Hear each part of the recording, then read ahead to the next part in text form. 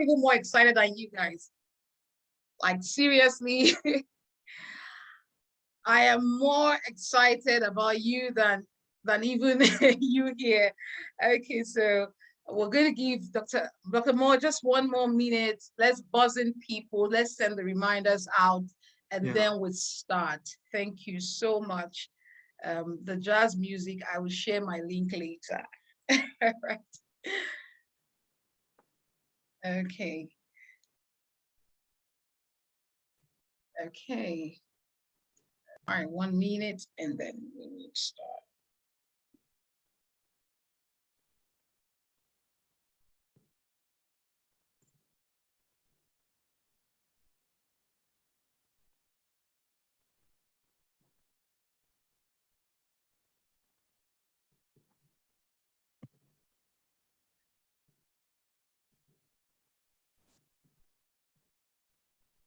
Hey. Yay, I have buyer from Lagos. Yay, it's my cousin, buyer. I mean, I'm very animated, so don't worry, you guys are gonna get a lot of animation today. Welcome, buyer. Yay, yay, yay, yay. Thank you, people. Amazing. Okay, so it's 4:10 GMT. I like to say that because a lot of people tell me, you don't know where we are. So GMT, thank you so much. It's 4:10 and we're going to start right away. I see the pictures, I see the videos. You're allowed to pop your videos open. We actually like it because we can actually relate with you more. Amazing. Thank you so much. Thank you for coming, and we just want to welcome you, and we'll be welcoming you as you drop your name in the chat box from whatever city. Thank you so much. I see people from Germany, from Derby, UK, from Nigeria, and all cities, Uganda, all across Ghana. Thank you so much for being here. And so without further ado, this is the Fixing the Money thing, the first of it. And we'll tell you about how it started, but I'm just going to introduce myself and then let Dr. Stephen Moore also introduce himself, and then we'll bring our speakers up. So I'm Dr. Nkechi Dike. I'm an emergency physician. I'm a lecturer in the School of Medical Sciences here in the University of Cape Coast. And also I'm a business consultant, an entrepreneur. I like anything educational, anything training, and a knowledge broker. That's probably what I like to describe myself more. Just like you have stockbrokers, I like to broker knowledge, regardless of whatever it is. I happen to fortunately be the CEO of RevCore, one of the core hosting companies of these events. It's a training and organizational, coaching and organizational training. And then I also lead the subsidiary Meded Consult. Some of you have taken courses with us also in the past. I'm excited to be here. We'll be sharing with you all the opportunities that we have afterwards, but I'm going to hand the mic over to Dr. Stephen Moore before we introduce the speakers. Okay, so thank you very much, Nkechi. So I'm Stephen Moore. I'm a senior lecturer at the University of Cape Coast in the Department of Mathematics. I'm also the CEO of the Moore Consult, which is a co-organizing company for this event. And I kind of also interested in book writing. I've authored books, 3 of them already for students, mathematics books, of course. And then also I have a co-working space coming up in Cape Coast to kind of also help raise up entrepreneurs and create an environment for working class. I'm personally also an IT consultant as well. So this is something brief about me. And of course, if you want more information about me, you can go to my website, which is moorestephen.info. And then you can just check out something about me. Send me a message whenever you need it, and anything else. All right, so Nkechi. All right, amazing, Stephen. I like when we introduce ourselves this way. We let him know that, otherwise they wonder wow, 2 lectures putting this thing together. But yes, we're multi-passionate people. I like to call myself a multi-passionate person. And what we're telling you today, some of the things we're sharing with you today are things that we live and we are already doing in our lives. And we want to be able to share that space with you. So quickly, before I call the first speaker, I just want to give us a brief overview of why we started this. So a couple of months ago, Dr. Stephen and I, we were talking in my office, and we're always thinking initially we designed this for professionals like lecturers in our university. We're thinking about retirement. We're talking about how are we ready? We're nearing that age, or we're having those conversations. And we said, let's put something together for people, professionals, particularly young lecturers and youngish lecturers, because sometimes when we say young, we mean young and youngish lecturers. And then we thought about it. Dr. Stephen Moore was very gracious a couple of months ago and was, why are we just restricting it to lecturers? Why not let's open it up to professionals? So whether you're in industry, you're in academia, you're in medicine, whatever field you're in, IT, we thought that let's open this free session up to you. And just let's have conversations that are not common amongst professionals. We all hide our heads in that proverbial sand, like we're doing good just because we're earning some money, but then when retirement comes, we're like, have we really built a nest and a safety net for ourselves? And so we decided to open this up, and lucky for us, we were so gracious. Can you imagine having the former director of Bank of Ghana joining us on a Monday afternoon like this? And then Mr. Ankrah is my own personal finance advisor. Honestly, I'm going to read his bio. He made it very short, but you can believe me that whatever you hear is actually like 5 more pages long. But then, he's authored 10 books, 9 and 10 is on the way. And I take notes when he's talking to me in a normal conversation. This speaker I'm going to bring up soon. I sat in his office in 2016, and I remember he gave me one of the charts to do, and I fell on the section of financial cancer. I won't tell you, I'm sure he's going to come and tell. He has a rank and a methodology of ranking your wealth and where you are today. And I fell on financial cancer. This is after practicing medicine, making money, feeling good with myself. I wept home that day because the reality of my financial state, even though I thought I was doing well, fell on his ranking of financial cancer. So there was financial malaria. So you can imagine that I got financial cancer. And so without further ado, I want to read and bring up our first speaker, Mr. Joseph Ankrah. He's a brilliant author, a publisher, a conference speaker, a corporate trainer, a financial consultant. Charlie, if you can hear me, just be typing all the things you are hearing, so that you can see where you fall. So I said he's a brilliant author, a publisher, a conference speaker, a corporate trainer, financial consultant, an entrepreneur, and he calls himself a public servant. He currently works with Ghana Hope. I think he works with Ghana Hope, Ghana Revenue Authority, and is the CEO of Bridge of Hope Limited. He has written, at the time, he said 8, but he has written 9 books on personal finance and leadership, life trainings. Let me see, I have them: human development, entrepreneurship, life-related books. He's actually told me today he's on the 10th one. He was on page 23, authoring the 10th one today, about a couple of hours ago. So you can imagine that. He holds a first degree in economics, a diploma in tax administration, an MBA in finance, and is a member of the Chartered Institute of Accountants of Ghana. He's an elder, we have 2 elders, an elder of the Church of Pentecost, and an old student of Amenfimine Secondary School. I don't care if your own secondary school cannot be named, but you can imagine, so it doesn't matter where you went to school. He's an old school of Amenfimine, and he's here with us. So without further ado, let's please, I just want to see in the chat box, you guys put in like claps, and I just let it go. Me, I'm going to start with my own emoji first, starting and saying as we welcome Mr. Joseph Ankrah.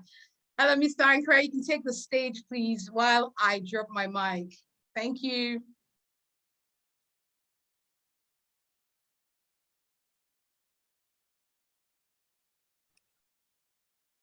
You're muted, please, sir. Hello. You're muted. Thank you, Nkechi. Good afternoon, ladies and gentlemen. Good afternoon. Good afternoon, sir. Yes. Good afternoon. Yes. We thank God for such a wonderful opportunity. Normally, when I'm doing seminar, I do seminar for four group of people. The first group of people, I call them Matthew, because when they are coming to the seminar, they come with their mat and sleep.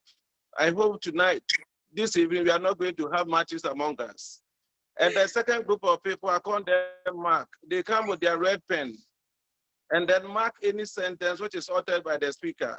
The third group of people, I call them Luke.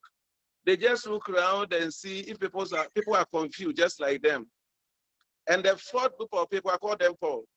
They listen attentively, get better and deeper understanding of the message which is preached, and so that they go out there and share with the other people. And I believe this evening, my audience are going to be like Paul.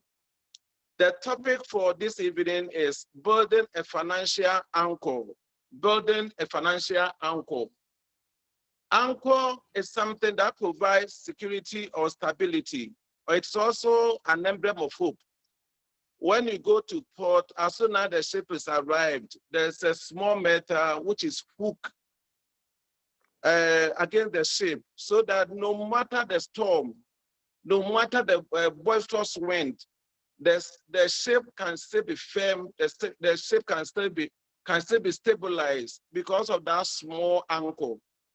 And as human beings, we also need to have an anchor in terms of financial crisis. So you need to ask yourself this question before the bad day comes, that in the unlikely event that there's a financial storm in your life, will your anchor hold? This is the question, legitimate question that you need to ask yourself before the bad day comes. As human beings, there are two major storms that we can experience, two major storms. The first storm is when you lose your job. When you lose your job. And the second storm is when you go on retirement. So let's pick them one. When you lose your job. When you lose your job, the first question that you need to ask yourself is that in the unlikely event that I lose my job today, the money that I have saved or the money that I've invested, how many days, how many weeks, how many years can I survive and maintain the same standard of living?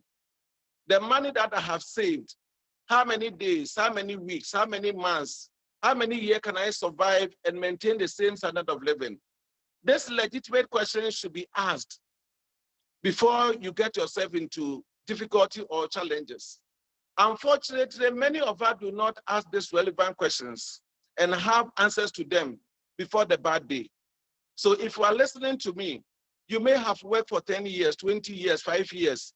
What do you have to show for all the years that you have worked? What can you show as a fruit of your hard work?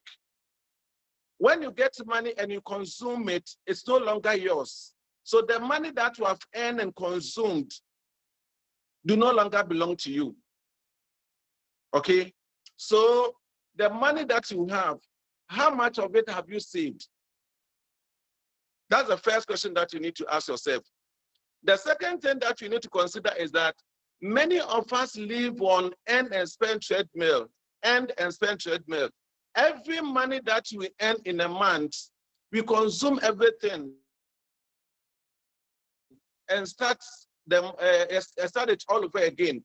Assuming the money that we earn, assuming we earn 3,000, 4,000, 5,000, and April we start life again. And so somebody has worked for 20 years, 30 years, but the person does not have any money. So in the unlikely event that you lose your job today, you don't have any money. You are just like national service person who has started life. Okay, who has started life. And unfortunately, we spend the money without investing it in asset that can generate income to us. So as soon as you lose our job today, we become economic dropouts. You become just like any person who has just started life. So I keep on asking this question. Continue with endless cycle of consuming everything that you earn in a month. and supplement it with loans begs the question, where would you be when your working days are over or when you lose your job? Will you live in regret, wishing that you have done something about your future? Will you become a burden to the state? Will you become a burden to your neighbors? Will you become a burden to your children?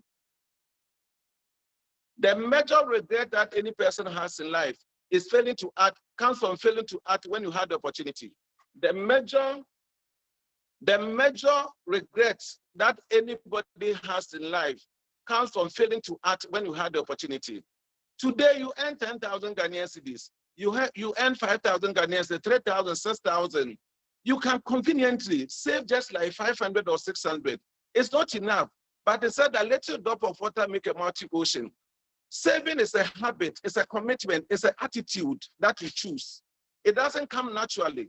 So once you begin to form that habit, and then you are able to save it and later invest it, definitely one day you arrive there. So don't spend everything that you earn and expect that future you become a rich person. The major problem that many people have when it comes to personal finance is hope.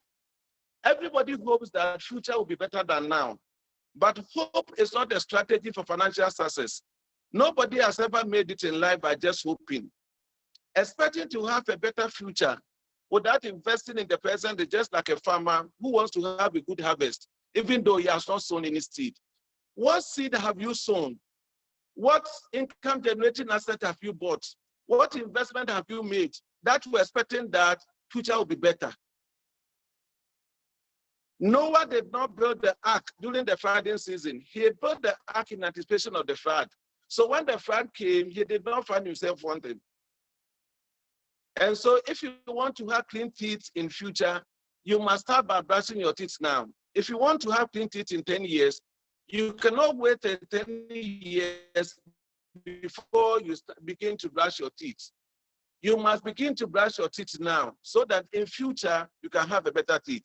So if you want to have a better future, why don't you start by now? Yes, future can be better than now, but even in the likely event that future becomes better than now, it also comes with additional responsibilities. And the additional responsibility can be such that it can outweigh whatever gain that you are going to make presently.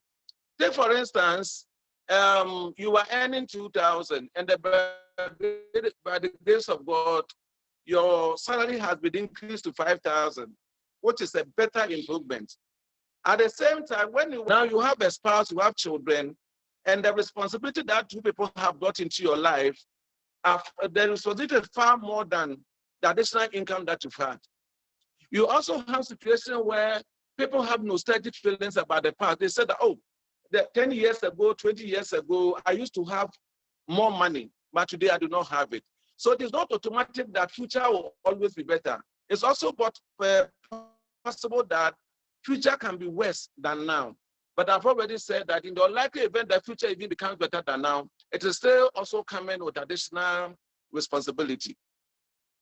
So make sure that whatever that you have, you save something. Bible tells us something in Proverbs chapter 6:6-9. Bible says that we should learn from ants. Ant knows that there's a season where it cannot go out there to find food. So in the dry season, the good season, ant makes sure that it has accumulated enough food for bad days. Enough food. So ant, who does not have a family, can even make bold decisions and take this initiative. Then human beings who are created in the image of God, then God expects so much from us. God expects so much from us. Let's read something from Genesis chapter 41. In Genesis chapter 41, King Pharaoh, that is the king of Egypt, had a dream. When he had a dream, there were 17 cows, 7 fat cows. They were consumed by 17 cows. And then Joseph gave explanation. Explanation was that there was going to be abundance of food for 7 years, and it will follow by famine for 7 years. Because Pharaoh was a wise king, he accumulated enough food to be able to take care of them for the 7 years that followed. And so during the farming season, Pharaoh was able to supply food to all the children and all the people in the region. If he had become difficult like us and consume every food at that particular time, then during the famine, all the people would have died, including him. So this is the best time for us. This is the best time. So maybe you are earning 10,000 Ghanaian cedis, you are using a flashy car, you are renting a good apartment, and you think everything is okay. Today, when you lose your job, what happens? Today, when you go on retirement, what happens? So we are going to do a small equation, a small mathematics, for us to know our status now. And as we are doing the mathematics, you should just fix yourself in to know whether the money that you have now or the investment that you have made now, in the unlikely event that you lose your job today, or you go on retirement today, it's enough for you, it is enough to take care of you to the end of your life. The equation, it is simple. It is P plus P over E. P plus P over E. The first P is portfolio income. The second P is passive income. And the E is expenses. Portfolio income is the income emanating from investment in the paper assets. Investment in paper assets is like when you buy treasury bill, when you buy bond, when you buy shares or stock. Whichever income that you get from that investment is called portfolio income. Take, for instance, you have invested 100,000 Ghanaian cedis, okay, in T-bill, 1 year T-bill. And each year, you are able to get 20,000 Ghanaian cedis. When you divide the 20,000 by the month, you'll be getting around 1,006. So the 1,006 that you get every month for investing 100,000 Ghanaian cedis is what is called portfolio income. And this is a permanent income because as long as you have not liquidated your investment and your investment is still with the bank, whether it is a fixed deposit, it is a share, it is a bond, it is T-bill, as long as the money remains with the bank, the interest will continue to come. Even if you want to pass away, your children and generation unborn will continue to enjoy from it. So it is a permanent income. So you have 100,000, you've been working for 10 years, 15 years, or 5 years, and you've been able to invest 100,000. This is what you call permanent income.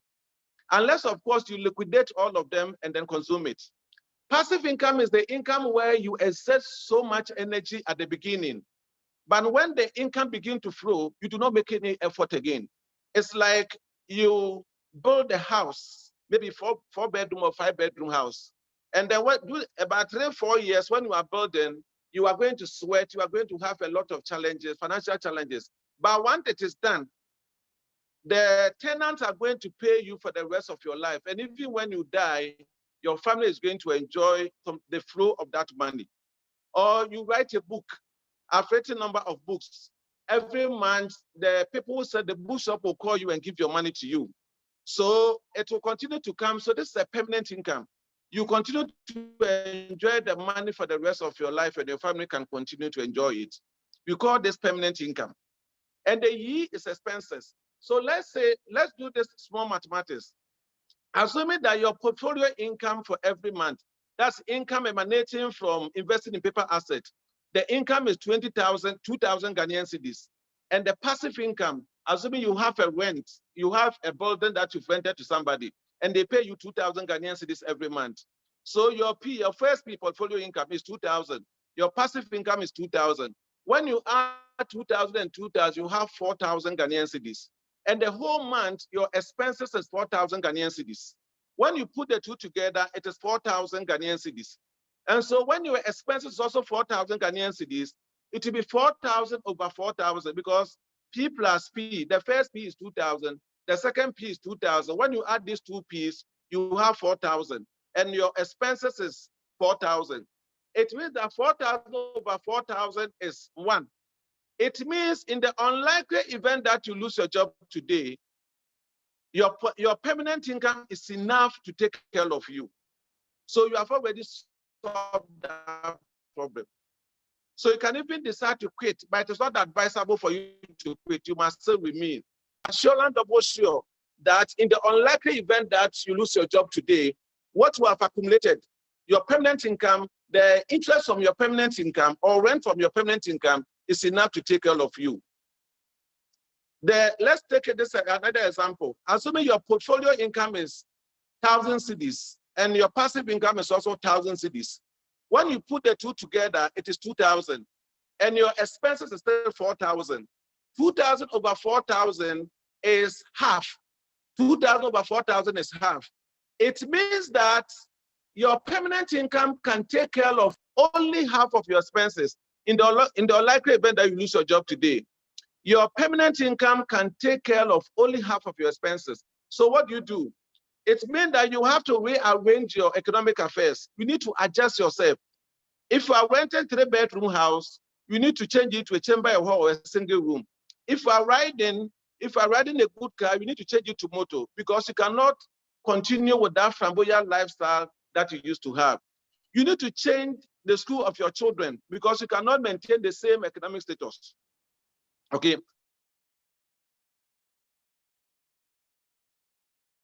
Then let's also, the third example. Your income is zero.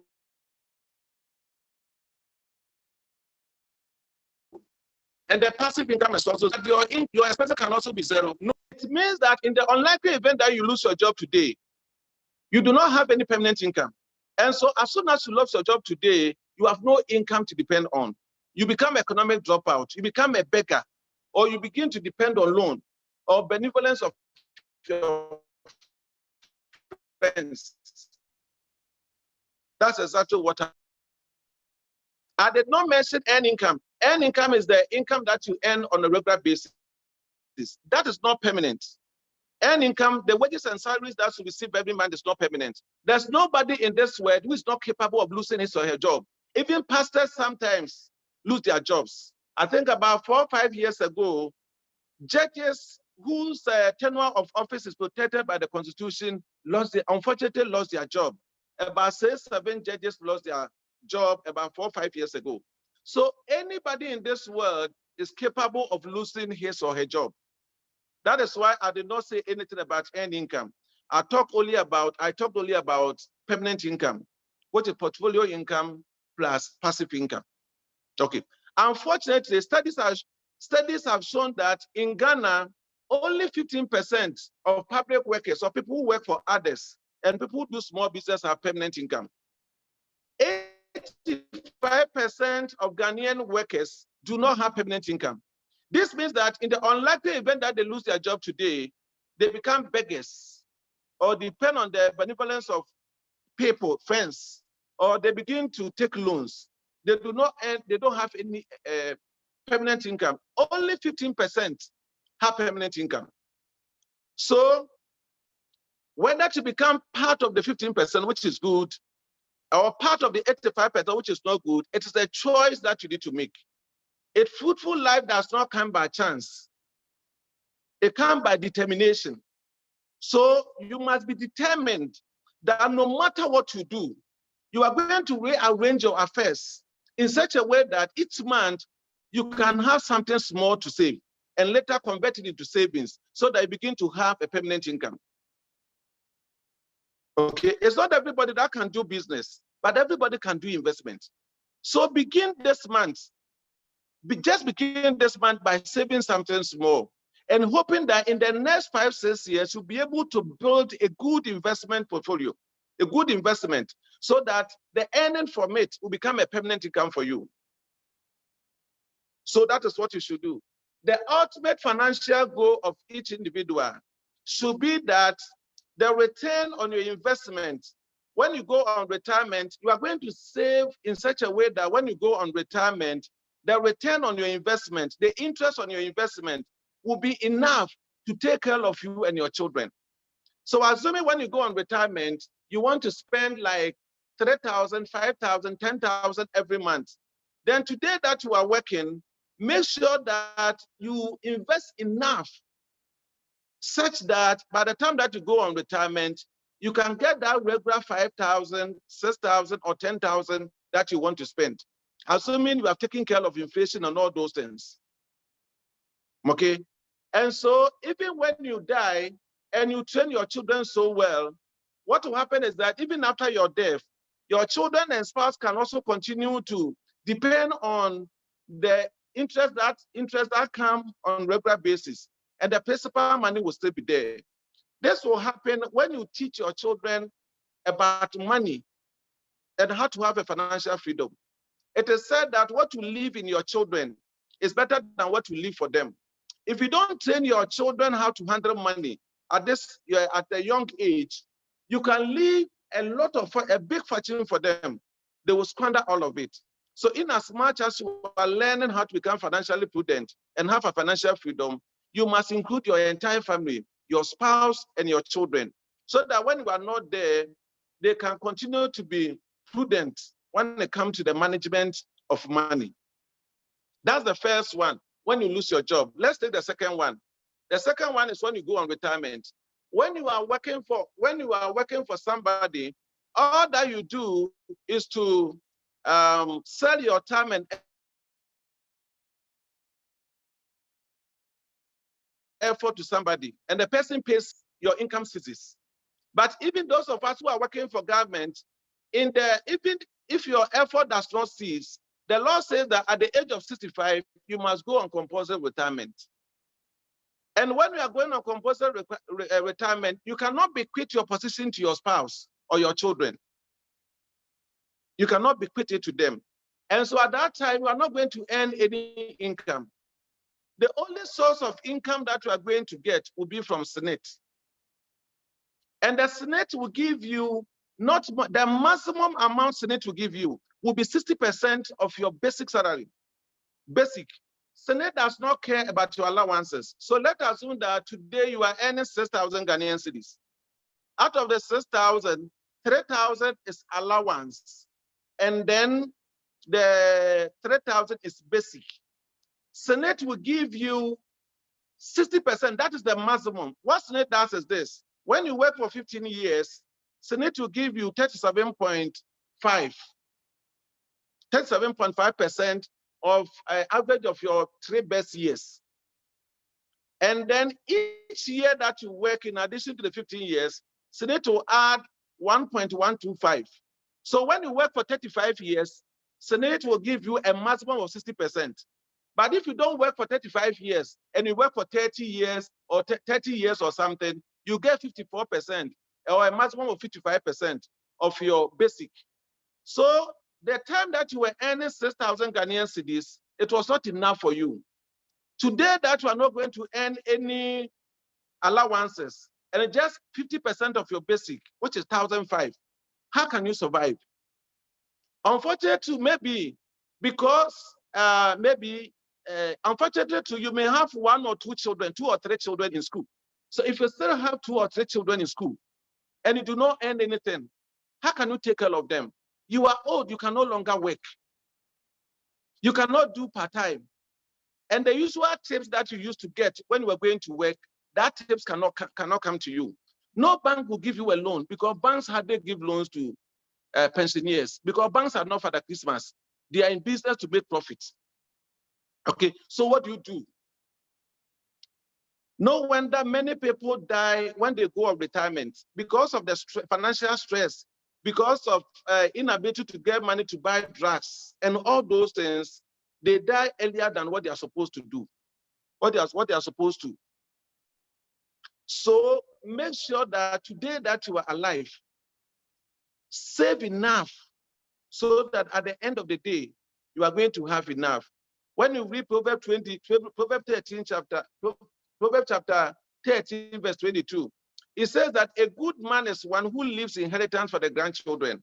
So God does not even expect you to enjoy life with your money. He expects you to live enough, not only for your children, but also for your grandchildren. So we need to work so hard. So these are the 2 major challenges that we have. The challenge number one is when you lose your job. The challenge number 2 is when you go on retirement. What is the way forward? I propose 3 things that you can do to be able to make sure that you can mobilize enough money to save. The first one is spend less than you earn. The second one is The first one is spend less than you earn. The second one is activating multiple streams of income. And the third one, of course, Ghanaians are religious. So the third one, of course, is divine intervention. Okay, so let's start with activating multiple sources of income. During the dry season, in many countries, in many parts of the world, during the dry season, the ponds get dry, rivers get dry, lakes get dry. But there's no part in the world where sea or ocean get dry. Why? Because it has many sources where water flows from different sources to it. So because of they have water from many sources, there's no way that they can get dry. So if you activate multiple streams of income and you do one or two businesses or two jobs in addition to your main job, no matter the shape the economy, no matter how bad the economy is, you will have enough to be able to take care of yourself and your children. So activate multiple streams of income. There's a Senegalese proverb that says that the opportunity that God sends do not wake people who are asleep. There are so many opportunities around us, but unfortunately, many people do not have opportunity detectors to be able to detect that opportunity. Unfortunately, the more educated that people become, the less chances that they can do business, the less chances that they can identify opportunities. So that's a challenge that many people have. So make sure that no matter what you do, you will sharpen your opportunity detector to find out other activities that you can do to be able to have additional income. The major problem that many educated people have is that we have so many opportunities out there, but opportunities that will give us a lot of money, a lot of profit, do not come with respect and dignity that you want. Many well-educated people are so much interested in the respect and dignity which is attached to work than profit.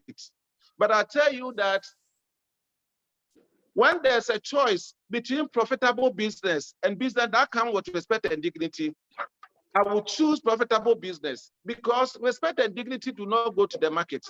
They don't pay for wedding expenses. They don't pay for school fees, but profit does. You start with a job, people will look down upon you for doing their job, considering the level of your education. Continue to do it. When you become successful, the person who are looking down upon you today will look up to you for support. And when you're able to make a good money, you can use part of the money to buy the respect and dignity that you lost when you started your business. So you need to do something. It is not the duty of your employer to make you rich. You are an expenditure item. The more your employer pays you, the less profit that he makes. It is the duty of your employer to pay you the amount of money that you've agreed upon at the right time. It is your duty for you to invest part of the money or use part of the money to set up business. It is in this way can do investment. So make sure that you do investment. You have 24 hours in a 16 hours. You can use 6 hours to sleep, 8 hours to sleep. The 8 hours, you can use it to do something. What you do in your spare time determines your fortunes in life.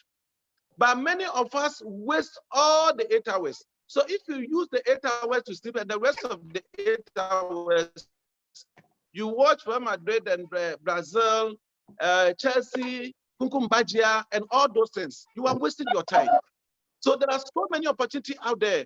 Make sure that you can grab one or two, capitalize on it so that you can have enough money to supplement the little that your employer gives you. So that in the likely event that you lose your job or you go on retirement, you will have enough. There are so many things that you can do. The second thing that I can think of is spending less than you earn. Among all the rules of saving and investment, spending less than you earn takes the top honor. You must try to delay gratification. Many people want to have instant gratification. As soon as you have the money, as there's so much pressure, there's so much stress, unless you finish consuming the money, you will not feel happy. You must delay gratification. Even sometimes, when by the grace of God, you are doing so well now, you have a lot of money. You can create an artificial economic environment of scarcity. Create an artificial economic environment of scarcity. Sometimes become so modest that people will not think that you have enough for them to come and put pressure on you, so that you can invest enough for your future.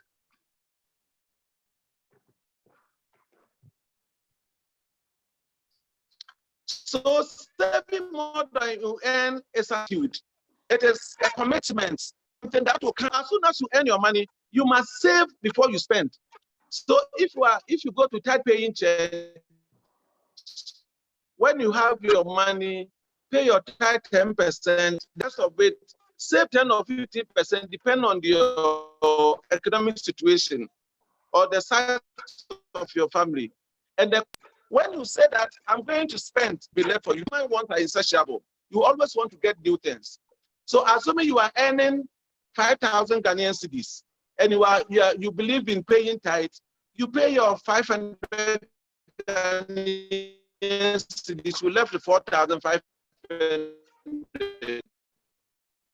At least save 1,000, and then the 3,500, you manage to use it. Whether it should be enough for you or not, you need to manage. And so when you continue to save, you can have a good investment that can give you permanent income. It's possible that you earn about 10,000. You are using a good car. You are living in a good apartment. So in your neighborhood, people will think that you are a rich person. And there's somebody too, but you don't save anything. When you earn 10,000 and you spend all the 10,000, you are not accumulating wealth. You are living high. The fact that you earn so much in a month does not make you a rich person. It is what you save from what you earn that will make you a rich person. So if you earn 10,000 but you consume all, you are living high, you are not accumulating wealth. But somebody else just 2,000 and spend 1,008. When the person does that for 20 years, 30 years, the person can become fabulously rich, far richer than you. So assuming you start job with somebody, you are earning 10,000, the person is earning 2,000, and you've worked for 20 years, and the person is consistently saving 200 for the past 20 years, and you are not saving anything. Assuming the two of you lose your job today, that person can fall on the investment that he has made. He can fall on the return of that investment, but you have nothing to show. And so all the people in your neighborhood who thought that were a rich man, well, now you beg those people and you go to the person who is earning 2,000, but is able to save 200. You go for him to be able to get food for you. So whichever amount of money that you are earning today, make sure there's a difference between wants and needs. Make sure that you are able to get all your needs. Needs are basic things. Without it, you cannot survive in life. And then want losses. Losses, you can decide to enjoy it, or if you don't enjoy it, nothing will happen to you. So anytime you are buying anything, you need to ask yourself 6 questions. When you get yes to all the 6 questions before you buy it, before you buy anything, the first thing that you need to say, the first question that you need to ask yourself is that the first question is, do I really need it? Sometimes we have something like impulse buying. All your colleagues in the office are buying it, so you also bought it. You even take that thing home and you realize that I don't really need it. So you need to ask yourself several times, do I really need this? If the answer is no, just forget it. Even if the answer is no, don't end there. The second question that you need to ask yourself is, can I afford it? The fact that you need it does not necessarily mean that you can afford it. And affordability is defined this way. Assuming that, oh, I can afford it if I delay paying my children's school fees. I can afford it if I don't buy fuel for 1 week. I can afford it. So if there's any condition, you can afford it because unless you meet certain conditions, you cannot afford it. You simply cannot afford it. Forget it. And even if you can afford it, you need to ask yourself the third question. The third question is that, is it of good value? Is it something that's going to last for long so that I will not waste my money to buy another one? So if the answer is yes, then you can buy it. But even there, you need to delay. The fourth question that we need to ask ourselves is that, do I have anything that can perform the same function? Do I have a similar thing that can perform the same function? If the answer is yes, then you don't need to buy that particular product or service because you have another thing that can serve the same purpose. You have a phone. The second phone that you want to buy is serving the same purpose like the first phone. So why do you need to buy the second phone? Because the two of them are serving the same purpose. It means that you can postpone the buying to future day.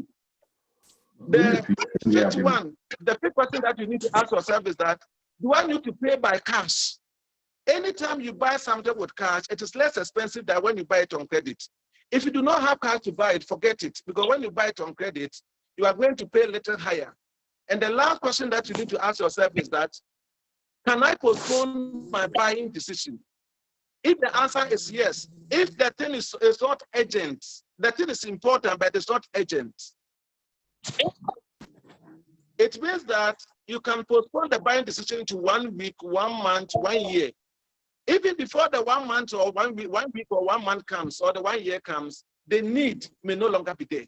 So ask yourself these 6 questions. If you're able to ask yourself these 6 questions, then if the answer is yes for all the questions, buy. If the answer is no for any of the questions, don't buy it. I believe that the question which is going on in the minds of many of you is that I earn 10,000 Ghanaian cedis, I earn 2,000, 3,000, 4,000. I've become used to the way that I'm spending the money. So I cannot adjust anywhere to be able to save the money. I cannot adjust anywhere. These are the 2 things that you will do. The first thing is that, especially those people who work for government and the corporate institutions, almost every year there's a little increment in the salaries, maybe 10%, 5%, 7% or something. Because you are becoming used to what you are earning already, make sure that any new increment that comes, use that one to start your savings. So assuming that you were earning 4,000 Ghanaian cedis in a month, and now because of 5%, 15% increment, you are now earning 4,600.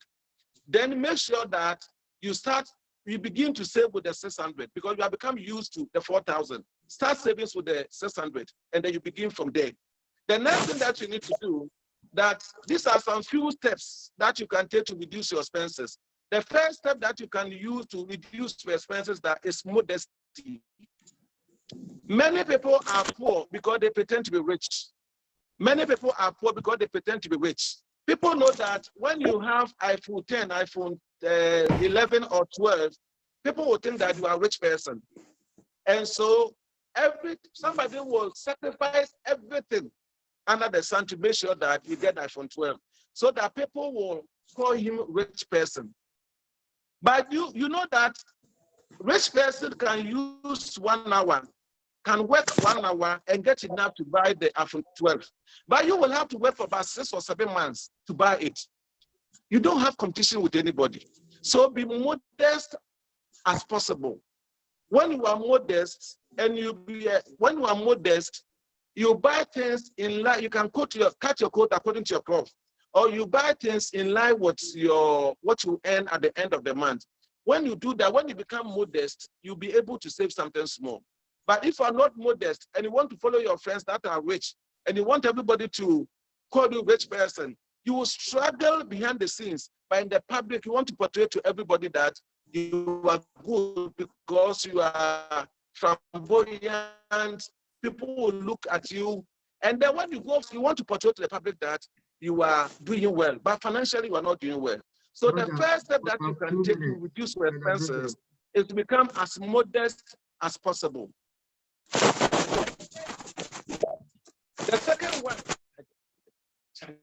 The second one that you can do, I have something called Spend Free Day. I have something called that I do, and it's helping me a lot. It's not everybody who can do it, but I believe that more than half of us can do what I do. I have something called Spend Free Day. What happens is that on Saturdays, I hardly go out on Saturdays. Unless, of course, I have important funeral or wedding, I will not go out. And I've decided that on Saturdays, I will not spend on anything except absolute life necessity. And so, because when I go to town, I will not spend less than 50 Ghanaian cedis on fuel. And as soon as I go to town, I will simply make certain expenses. So by the time that I come home, I'll spend like 200, 300. And depending on your level of income, somebody will spend 1,000, somebody will spend 100, somebody will spend 50. So I've decided that on Saturdays, I will not step outside my home. And so when I'm able to do that, I'm able to save about 100, 150 or 200 Ghanaian cedis.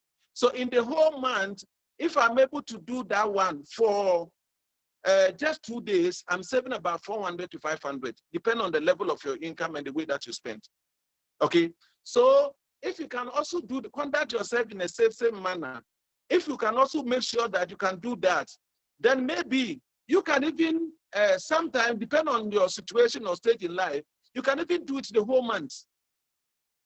And if you are able to do that, you have about 100, 200,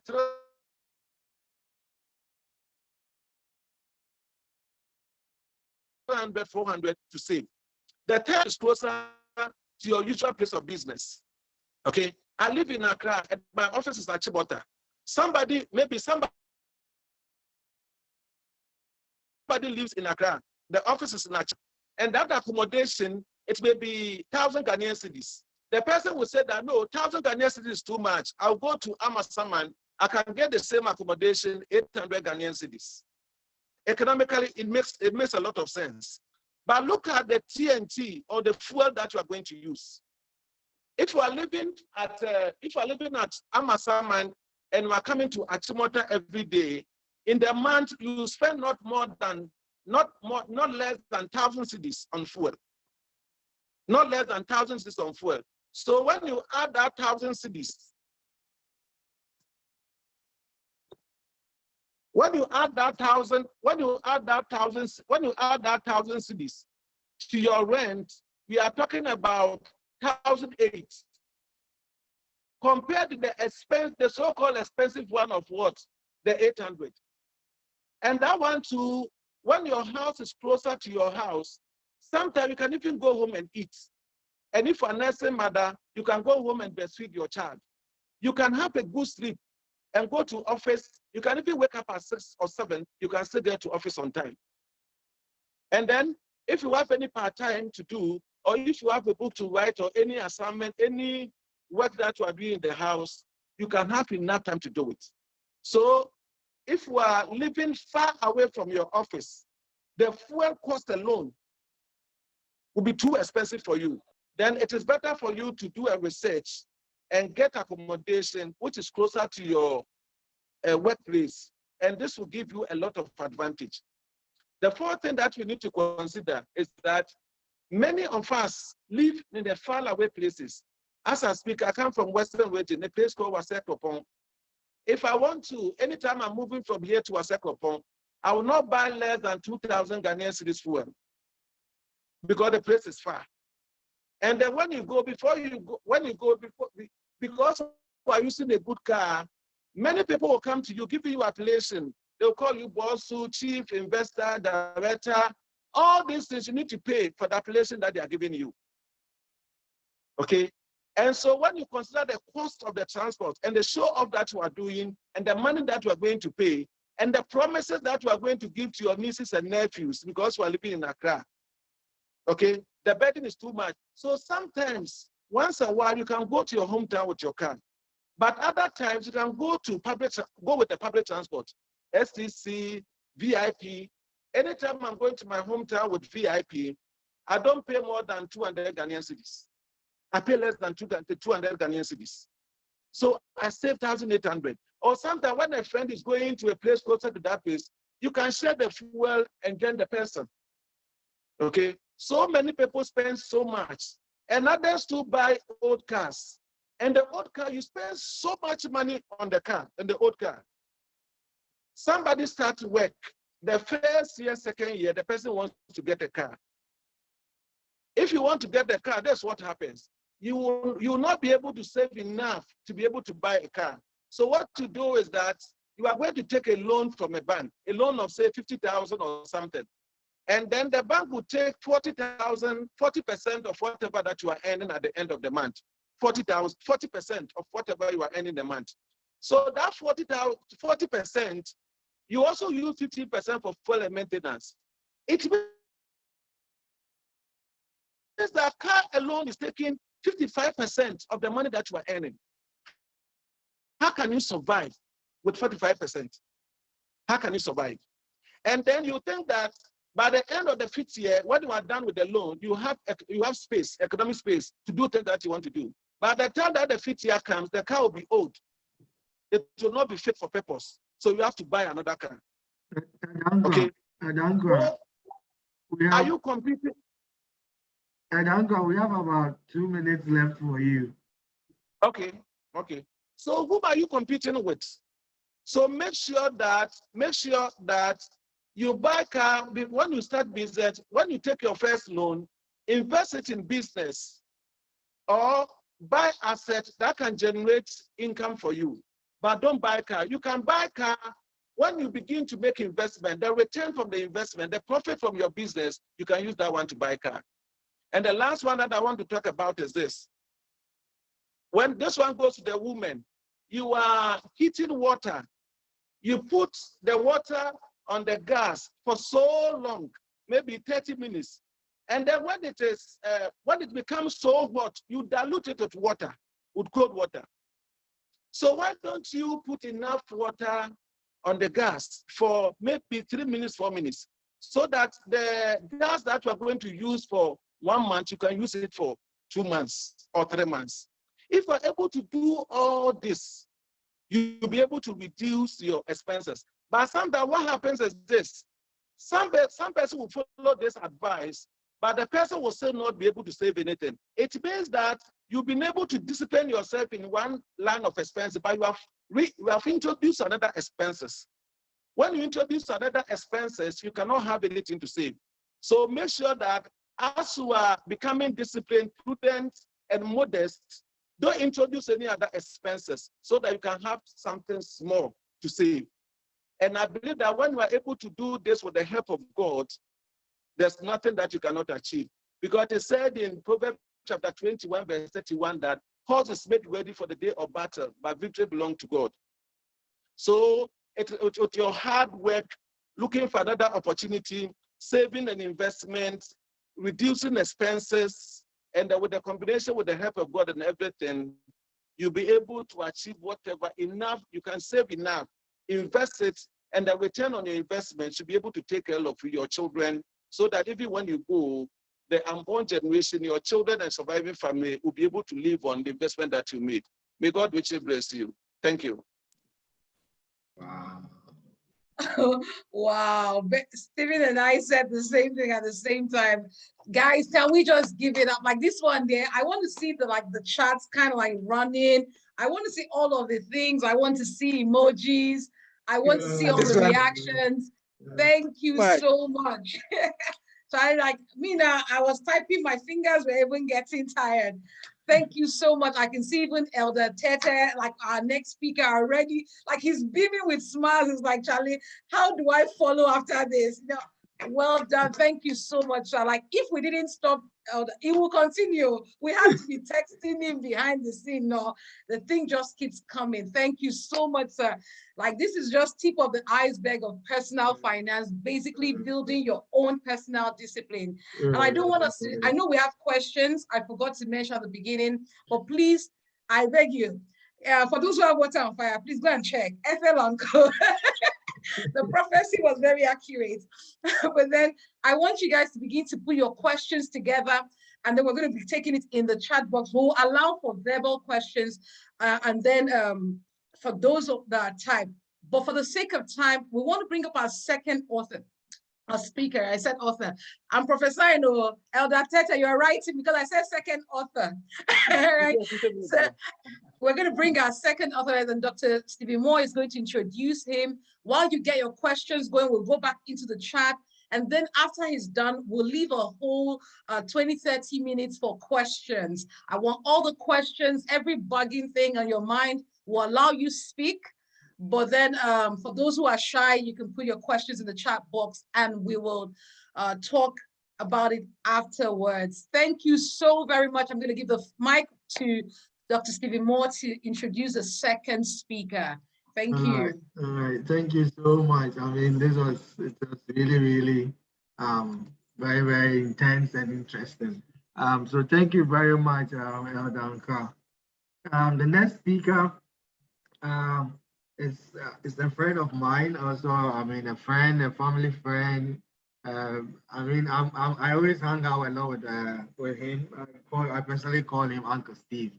But he's a retired director of the Bank of Ghana and a former CEO of the Central Securities Depository of Ghana. So you can understand that he's seen all the Ghana money before, and which is actually a subsidiary of the Bank of Ghana and the stock exchange, the Ghana Stock Exchange.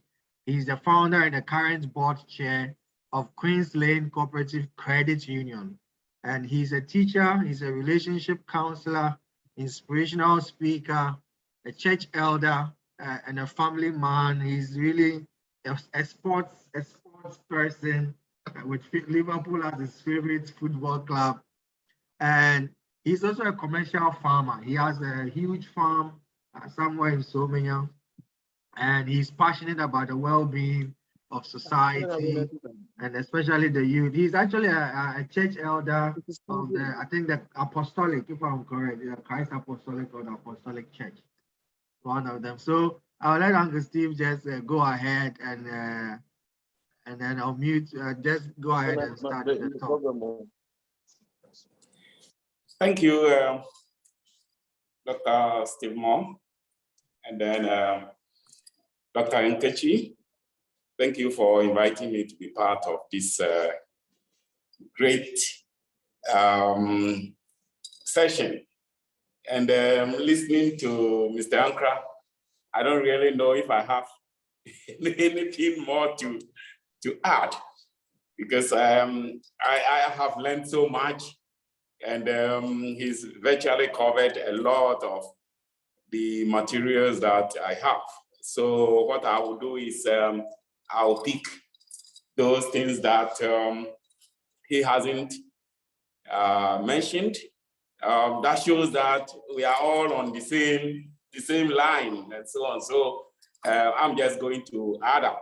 So what I will talk about is actually on wealth creation, which is part of what Mr. Ankrah has spoken, has already covered. So when we talk about wealth, that is the accumulation of valuable assets or of economic value. And it includes tangible and intangible assets. The old English word for wealth actually makes reference to happiness and prosperity in abundance. And so I would say that the essence of wealth is therefore the well-being of the individual in future. So when we are creating wealth, we are looking at what we are accumulating so that in future, you will enjoy, you will have happiness, and then live happily. So with this, we will say that the essence of you are creating wealth so that you will be able to experience the life that you want to lead in future. So what I would want really to expand the definition of wealth to include non-financial assets. And so it will not only cover the accumulation of money or other financial assets. To a number of people, when they are healthy, and then they are surrounded with people that they love and so on, they are so happy. So there are some things that money alone cannot provide. So I would therefore say that when we talk about wealth, there are other aspects of things that will give us future enjoyment that we also need to concentrate on. So I would give these categories of wealth that I think that to ensure our future happiness, we need also to invest in these categories of wealth. The first one I will mention is what is referred to as social wealth. So if you are talking about wealth, your relationships are also there to ensure that you are happy in future. So your family, your friends, your neighbors, and other people, your wife, your husband, your spouse, they all contribute to your future happiness. So when we are living our life and building for the future, we shouldn't forget our social relationships, because it is not only, sometimes we sacrifice our social relationships to create wealth. You don't care what other people talk about you. You don't care the time you have for your family. You don't care. So we need also to consider that the social relationships that we build around us, they all also build or contribute towards our future well-being and our happiness. And also talking same about our social wealth, the name also that you make, the values that you hold in society, the respect that people give to you, all those things. You may have all the money, but when people don't respect you, when you are, referred to as a wicked man and so on and so forth, all these things, it doesn't augur well for your future. So our social wealth also, we should pay attention to it. Then we have the physical wealth, our health, our mental health, and so many things that help us to build a future that we would be happy in, and so on. So when we are talking about wealth, we should look at the physical wealth also.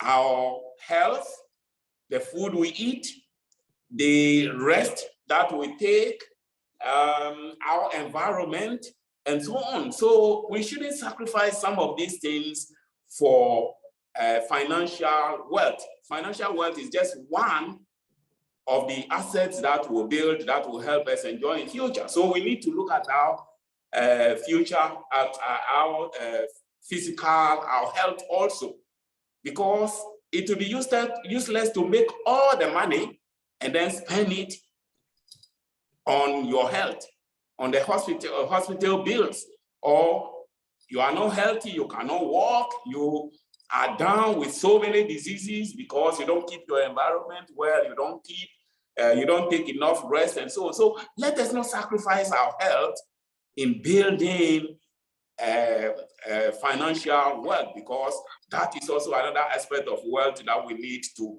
invest in.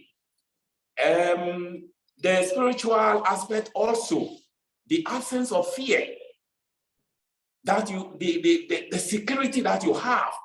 So sometimes our inner being, we may have all the money, but our inner being itself is not happy to spend that money. So have you built a relationship of without fear? What is your relationship with God? I'm happy Mr. Ankrah, Church of Pentecost, Steve was right to mention this thing every time. Don't worry, many people confuse, once it is apostolic, it's apostolic.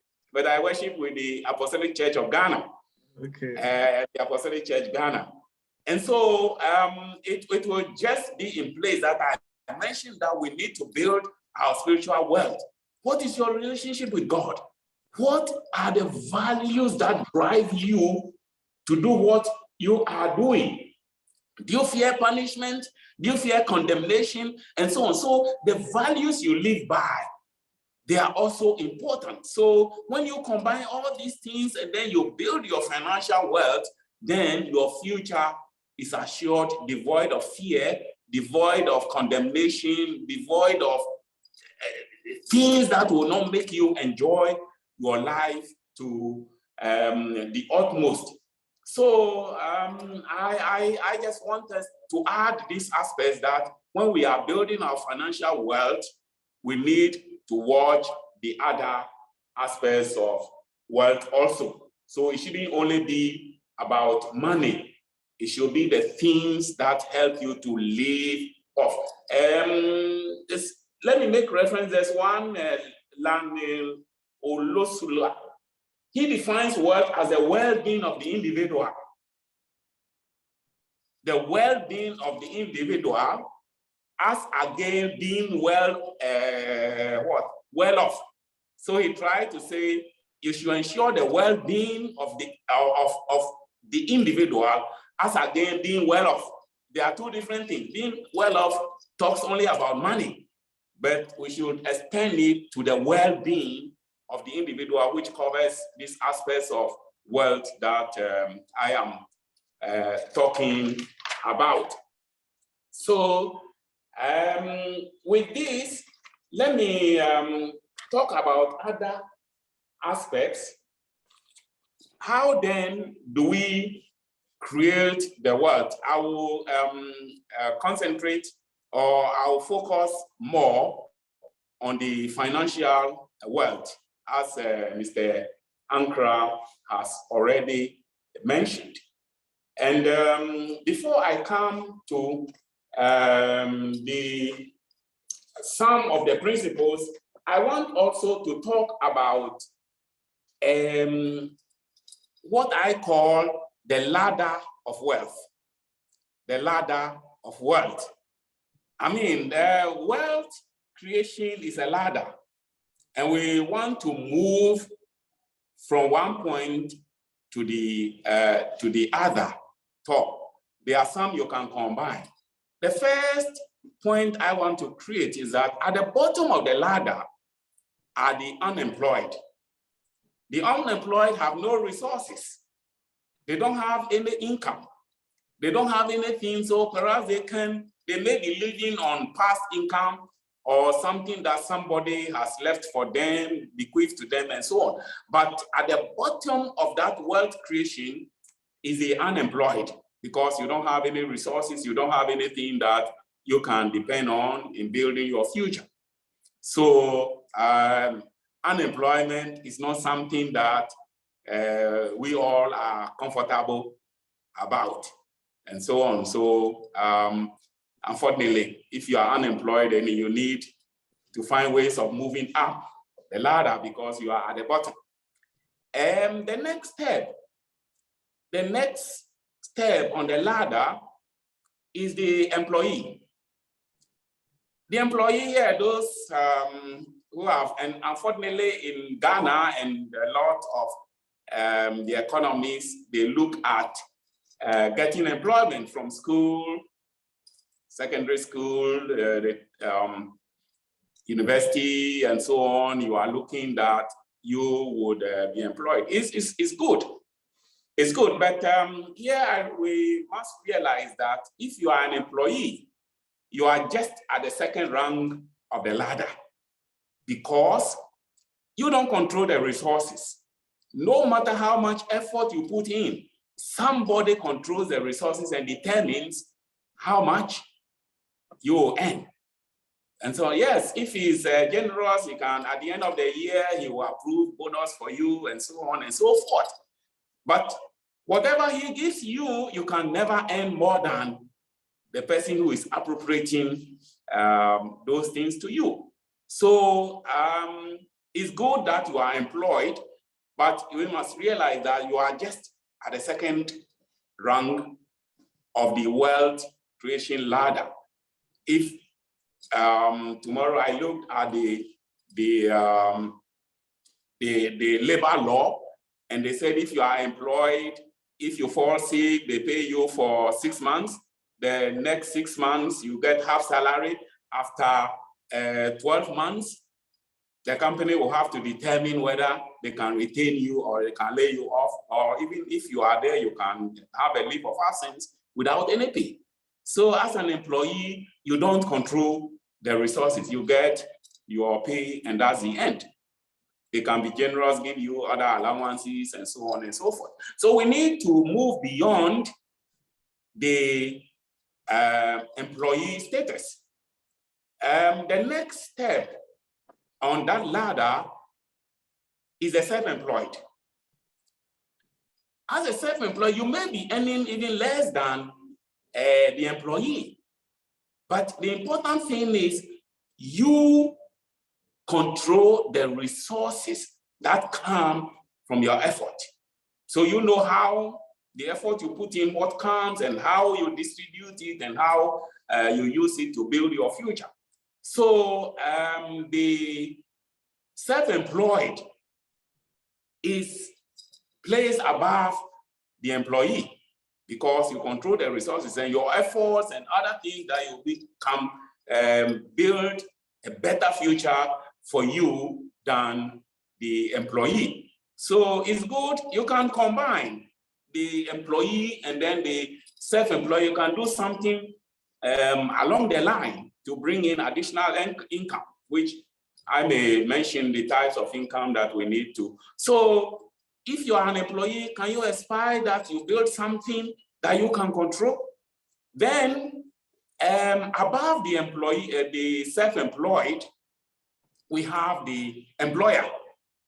The employer is the one who creates the business and then brings people to come and work for him so that he gets something. Yes, he may pay you very good money. He may pay you very good money, but you can't tell me that you will get more than the one who is paying you. So it means that the employer is in a better position than you, the employee. So we come from school, we finish the university, we have our degree and so on. Can we create something that we can control that other people also can come and generate income for us? So when we are talking about wealth creation, can we aspire and create a business? When we create a business, we employ 2 people, we employ 5 people, and so on. Those people, yes, we'll pay them, but they will generate the income and the wealth that we need for. At the top is the one we call investor. The investor, yeah, he has the money, but he puts in other people's business. And once you put money in other people's business, they generate some income for you. I will come to the type of income that you can get by putting your money into other people's business. But the fascinating thing about the investor is that it is your money that works for you. You don't need to be there. You don't need to be present for your money to be working for you. I think these investment analysts and investors and investment mentioned that your money, even when you are asleep, your money is working for you. The last time I gave a talk on this, I mentioned that this year, the year has ended. Many banks will be declaring profit. Barclays Bank, perhaps those investors in Barclays Bank, some of them may be on vacation now in the Philippines, so many places they are enjoying. But by the end of, by June, they come, and some may not even come to Ghana, but their checks will be posted to them. They haven't done anything. The employee is here, they are working hard, they are in Ghana, the management is here, but because they have put money into that company as an investor, their money work for them, and at the end of the accounting year, when profit is declared, they get part of the profit. So at the top is that investor who has put his resources into other people's business, and those people are making money for him even when he's not present. So it is good that we look at this ladder so that we'll see. There are some you can combine because you can still be an investor and still be an employer. You can still be an employee and be investing in something. So let us see the many ways that we can create wealth by what we put in as an employer, as an employee, as a self-employed, and then ultimately we invest in areas that that will earn money for us. That's the ultimate that we need to get to.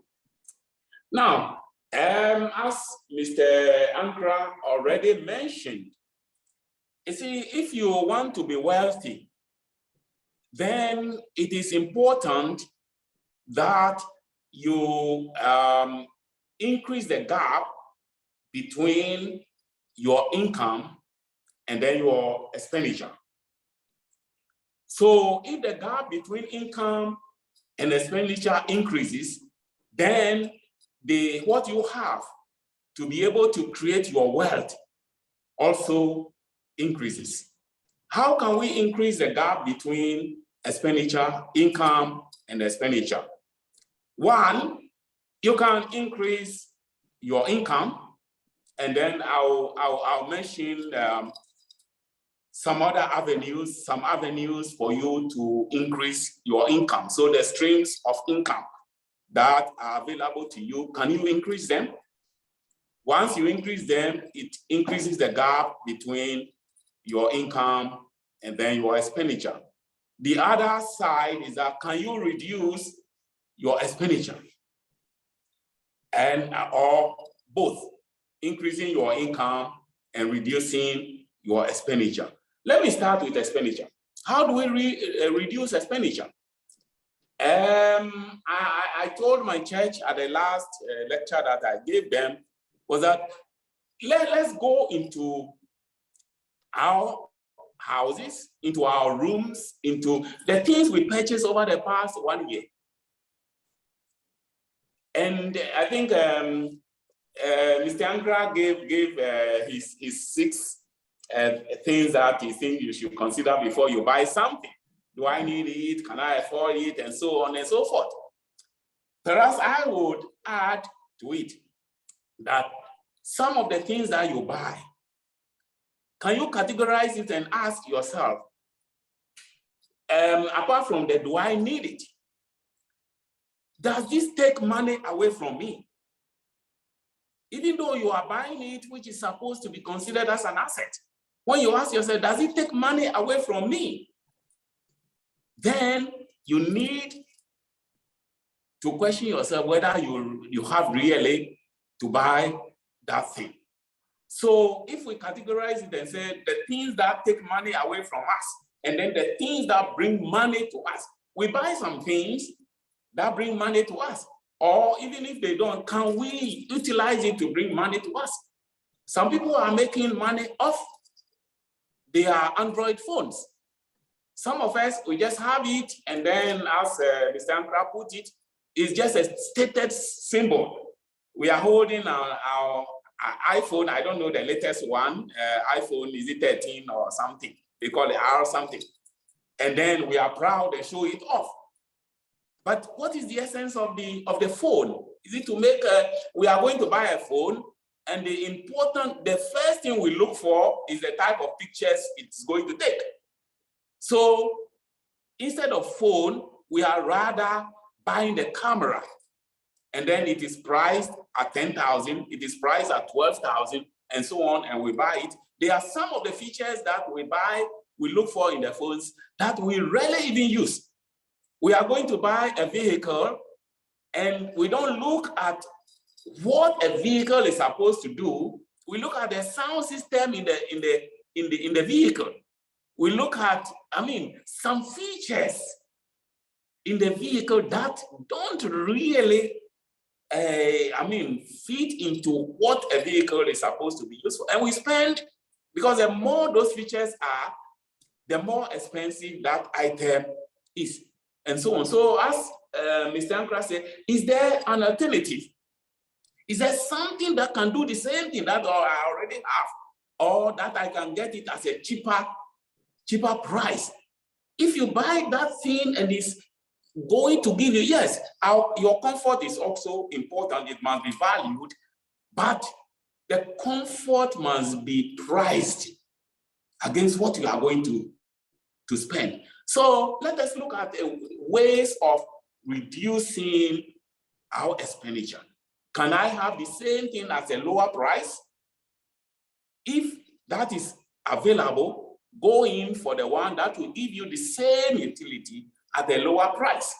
So the first thing you need to look at is how to reduce your expenditure. Look at them. There are some things we bought. Last time I was telling my people, I bought some shoe, and for 3 years, I never touched that shoe. The first time I wore it, I came out of my car, and then I walked just a few meters, and the sole of the shoe came off because it has been inside the bag for 3 years. I never used it.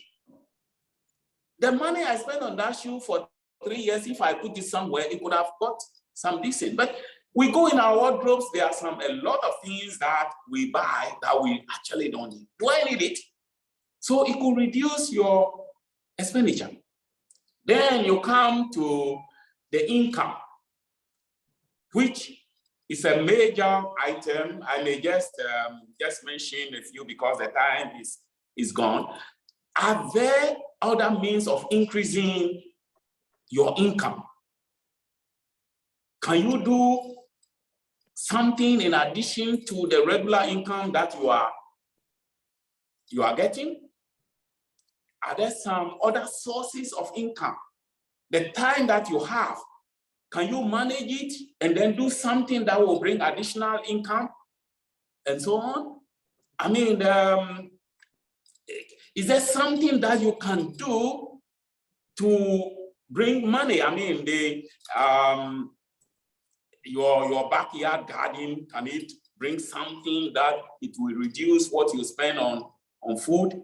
Can you have something set up small that the weekend you can fall on it to give you additional income and so on? So these are some basic things that we need to look at when we are considering how to increase our income. So once you increase your income and then you reduce your expenditure or the other way, then the gap of what is available, because you can only save the gap between your income and then your expenditure. Let me jump and then mention that with increasing your income, I want to mention that there are a number of income streams that we can consider. As an employee, you earn income. So I'll call that earned income, something that comes out of your effort. So I go to my farm and I work and I sell the produce, I get income from that. So I will consider that as earned income, your salary, what comes out of at the end of the day or at the end of the month from your shop, from your activity, from your driving and so on, that can be considered as earned income. Then we have number 2, dividend income. Dividend income. So another stream of income is a dividend that you make by buying shares or putting money into another person's business, so that when the person makes profit, you get a part of your of the profit that is called a dividend. So if you invest in shares and other things, I don't have time to go into the details of those things, but I just want to mention. So dividend income is another source of income that will increase your income stream. Then we have rental income. Rental income is you put something, you do something that other people will come to use and then pay you money for it. Accommodation, hotel, car rentals, Even there are some people who buy land and then rent them out for people to build shops on them and then get them. So those things can be rental income, where you rent out for a period and people pay you money. So these also are things that can bring you additional income. We have capital gains, where you buy something and then the value appreciates, you dispose of it and you get a margin on this thing. So can you buy something that the value will appreciate, that you will get the difference between what you spend and then what you are getting? So that is also another source of income. Then we have royalties. And with royalties, it goes so far. Royalties is what you have that you have, somebody is using that he pays you on. So mostly when it comes to royalties, we talk about, the chiefs giving out land, people using their land and paying them for using those things. Our mineral resources, you will pay royalties and so on and so forth.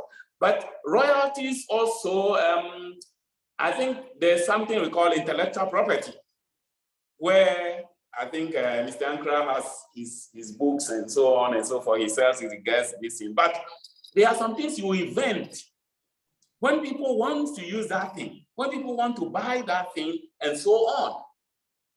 You patent it or you have control over it. Nobody can use it without getting permission from you. And once they get permission from you, you charge them for using that thing, copyright and so on. So I believe Mr. Ankrah has copyrighted all his books. Nobody can do any commercial business with his books without approaching him and so on, so that he will get something. So Mr. Ankrah can get some of these things from his intellectual thing that he put into the books that he has written. So all these things are things that can give us additional income. Then we have profit from our business, we have interest from our savings and bonds, and then investment funds that prepare us for the future. So with this, we need really, there are a whole lot of opportunities for us to be able to increase our income by participating in some of these income streams. So we need to prepare ourselves. The other aspects, Mr. Ankrah covered a lot. So I wouldn't want to just repeat those things. So what I will say is that if you want to build your wealth, add value to yourself. Wherever you are now, you need to be able to acquire some knowledge that will expand your horizon for you to be able to do something, to create something that somebody needs. So no matter where you are, add value to yourself. Is it education? Is it new skills? Is it new? You see, the world is changing and you cannot remain where you are. I mean, if some 10 years ago, you could be the best typist and so on, where will you be by now? So add value as the world is changing. Add value to yourself. Build new skills, things that people will need, or things that will help you to create other things that people will need. You see, to create wealth, you need to identify the needs of people and create ways to satisfy those needs and so on. Then I will say that tax yourself. Sometimes we wait, and then it is all when we have finished all our expenses that what is left, we save it. But I will say that, you see, you are also important. So just as you pay tax to government, just as you pay your tithes and so on, add yourself also that at the end of the month, you are also going to pay yourself. You deserve it. You deserve to be paid. And that pay, put it aside So if you are earning 100 cedis, tell yourself when you are preparing your budget, tell yourself that I will pay myself 5 cedis. So 5 cedis, deduct it and put it aside. If it is in savings or in something else, put it aside. That is your benefit before you start. So don't wait and then do all your expenses before what is left, you put it aside. Put it aside right as part of, so the expenses or when you are preparing your budget, put a line, either say pay for myself or savings, and so put it as and deduct it as part of the things that you are. Then take calculated risk. This one, the investment advisors can advise us what are areas that we can take risk. The more risk you take, the more the return should be. So you should be able to match this. But one thing I want to mention is that being wealthy,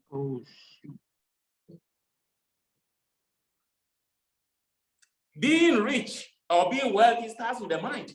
So prepare the mind.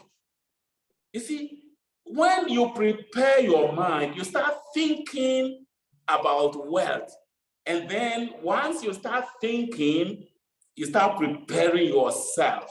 The thought must be put into action. You see, sometimes we have some notion now, oh, the rich people are corrupt, the rich people are this thing and so on. But it is not, it is only those who don't use the right way to make money that perhaps we can love. But if you prepare yourself, you prepare your mind, and you start thinking rich, that is what we call the mindset. Beliefs, habits, perceptions, attitudes.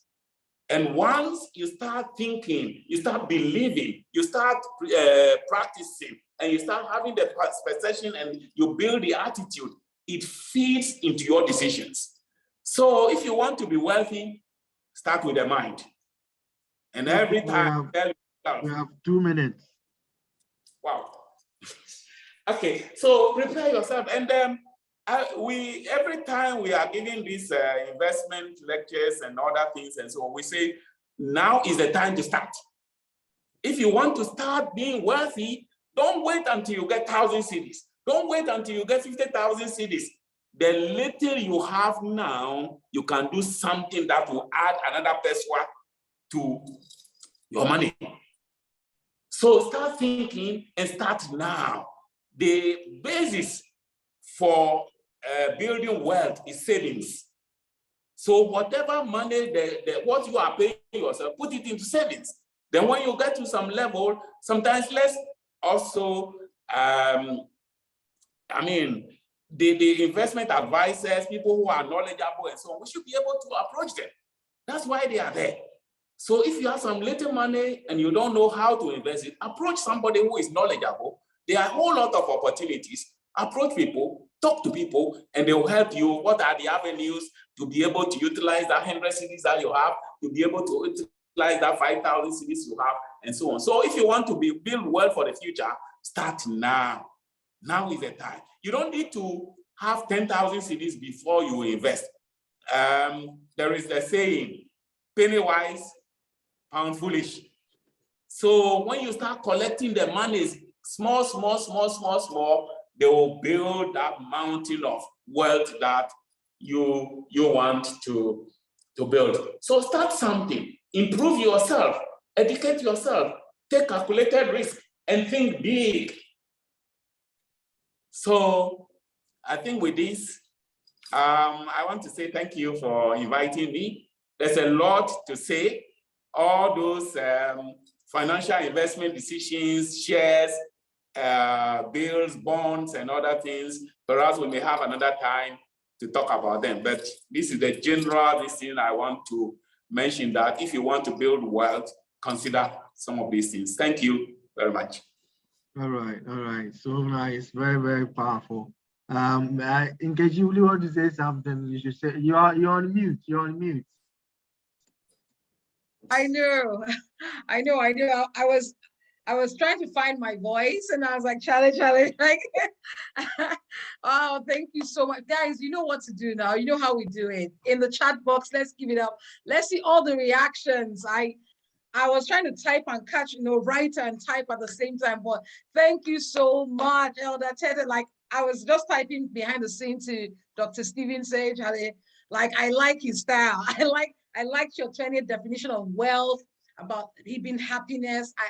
Because I've been following these kind of things, I knew I'm like, man, this is someone who reads, this is someone who knows. And I'm so excited because you really complimented, Mr. Ankrah. I have lots of questions and I'm sure people are waiting for questions.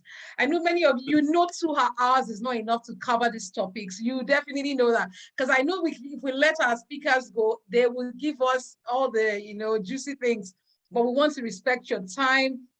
And we might go a little bit about 10, 15 minutes above time, but that's okay. If it's okay with you, I'll be happy, because we started a bit 10, 15 minutes after time. So thank you so much, Elder Tetteh. I don't know, I have so many things I've written down here. And one of the things that stuck last was you said something about approaching financial advisors. Even if you have 100 cities, many of us want to get 1 million before we go talk to them. I remember calling Mr. Ankrah last year and I'd never heard about cocoa bills. He said, go to your bank and ask them about cocoa bills and buy. I went there and my bankers didn't even know about cocoa bills. I had to tell them, I need to buy cocoa bills. And I told everybody I know, have you bought cocoa bills? Have you bought cocoa bills? So that's really true. While I am doing this, Dr. Stephen, do you want to take anything else? We're going to open the floor for questions at this time. Please unmute yourself nicely, introduce yourself, and or you can raise your hand and we'll just unmute you, and then just ask questions. I know we have a lot of questions. I have a lot, but it's not my day, it's your day. I want you to ask the questions. We'll direct them to either Mr. Ankrah or Elder Tetteh, and then they'll take the questions quickly. If you're unmuting, 30 seconds to 1 minute a question. If you have questions, I'm going to be going through the chat. I know I was taking a lot of notes, but I'll be going through the chats also. If they are there, we'll take the questions in the chat after the mute, after we've unmuted and taken our verbal questions. Guys, this is how we know that we listened. Please, let's get it going. Even if you want to just give a comment and say, well done, let them know that we appreciate them. All right, I'm going to yield my mic for a little bit while you can raise your hand. Dr. Stephen and I will go through and see if we see your hands. If we don't see you and no one is speaking, please unmute and ask your questions. Thank you very much. I'm expecting questions, practical questions.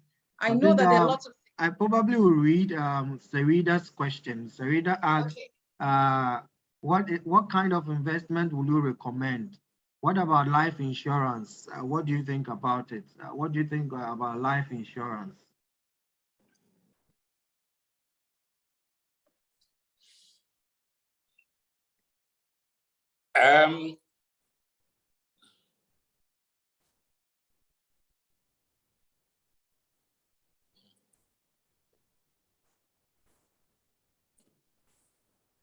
Oh, can you unmute me? Yeah, you're unmuted. You can talk. Oh, okay, okay. Life insurance, yeah, is good that you protect yourself for the future. But there are a number of things that you need to consider when you are investing in life insurance. Because there are some that have a fixed payment that they give out. And normally when it is not linked to inflation, by the time you, if life insurance, I presume it is when you are dead or something that you get it.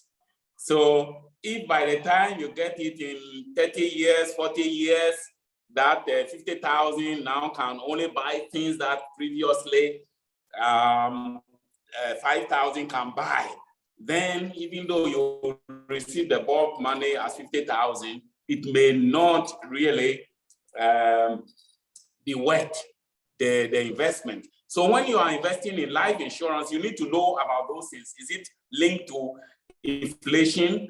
Is it linked to something that money that you are promised can also grow and be able to acquire the things for which that life, you have put the money down. So there are people, I know there are people that within the insurance industry, they study these things and know that how the economy, interest rates, and inflation are going.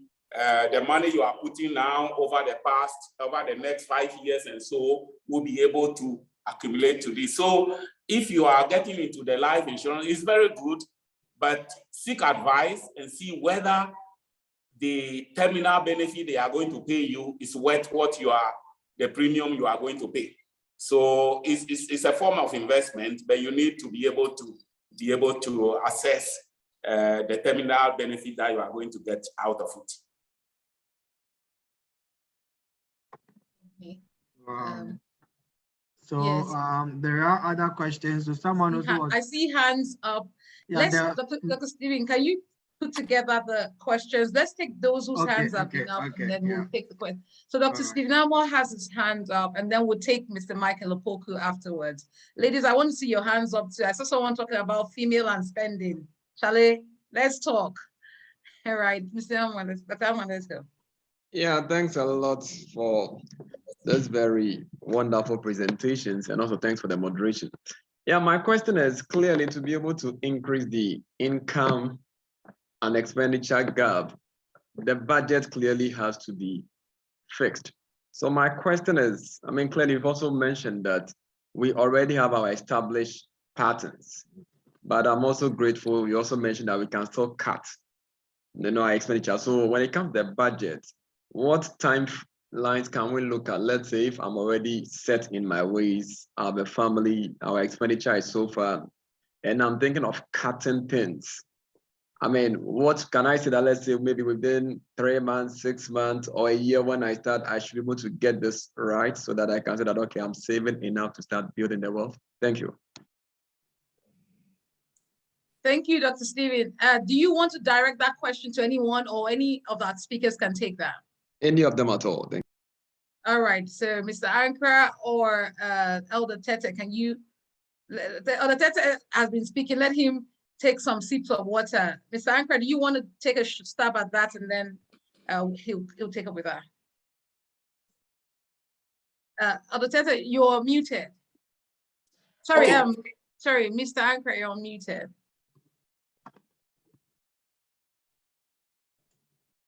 You have to unmute, sir. Okay. Hello. No, Yes. go on. I've unmuted you. Okay, it's okay. Hello. Hello. Go ahead. Okay. Okay. Mr. Tetteh said one has to close the gap between the income and expenditure to be able to save something and later invest it. Okay. Sometimes we need to, what you earn in the month, it's not even enough to take care of your basic needs. In as much as the journey, the destination is important, the journey too must be enjoyable. In as much as the destination is important, the journey must be enjoyable. You should not, for the sake of future, don't deny yourself for certain basic needs of your life. Look for additional source of income. You must look for additional source of income. Assuming that you are earning 1,000 Ghanaian cedis. 1,000 Ghanaian cedis living in Accra or Cape Coast or Kumasi or Takoradi will not be enough for a family of 2 or 3. In this case, it will be difficult, if not impossible, for you to save something from it. Because if care is not taken, if you are unable to meet your basic needs, the little savings you are making, you will take it to hospital or buy medicine because you or any member of your family will fall sick because you are not meeting your basic needs. So what to do is that, as I said, you have 24 hours. Your employer takes only 8 hours. You have 8 hours to sleep, to rest. Try as hard as possible to get something doing for the 8 hours. Find something to do. No matter what, forget about your status, the respect, the dignity, and everything. Okay? It is said that a man is still to look successful until you find out that he works for a man in t-shirt and jeans. Okay, so you forget about it. After work, anything that you can do to get you something. So assuming you want to save about 200 or 300, if it's not possible for you to reduce your expenses because the income is very small, the only option left to you is to make sure that if by the grace of God you are earning something reasonable, maybe you are earning 5,000, 6,000, then it is a must that a portion of your income should be saved regularly. And then after saving it for some time, you can convert it to investment, because savings does not bring a lot of interest, but investment does. So that is what I can say. If you have a good source of income, make sure that you save part of it. But if your income is so small that it is not even enough to take care of your basic needs, then don't force yourself, and make sure that because you are receiving advice that you must save, you are still going to save. When you do that, your family cannot meet the basic needs. And if you don't take care, you even die and leave your family because you don't have your basic. You can't buy medicine. You can't take good nutrition. You don't even have a good place to sleep. So straight away, if your income is little, reasonably good, make sure that you save a portion of it. If it is little enough to take only of your basic needs, make sure that, but even if your income is good, you must still find additional source of income, because one does not know where the dynamic, anything can happen at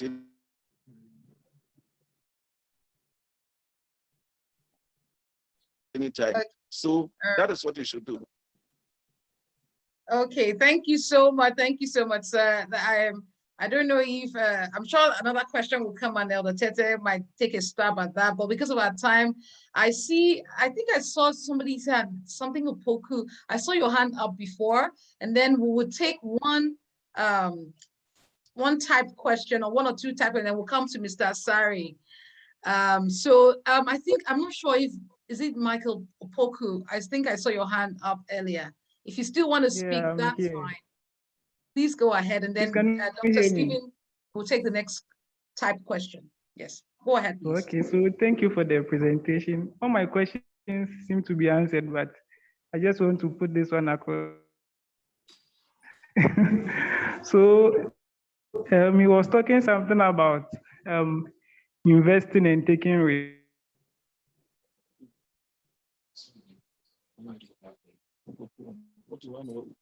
Michael, we can't hear you. Your network is not good, I think. So probably I'll read out a question to someone was asking about so someone is asking about secret savings and investments among married couples. What do you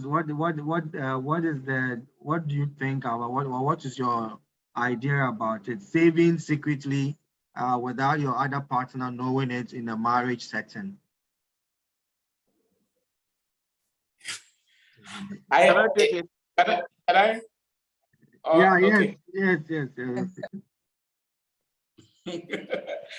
I think that this is savings is savings, okay, but it may go into, I think this one is a marital issue.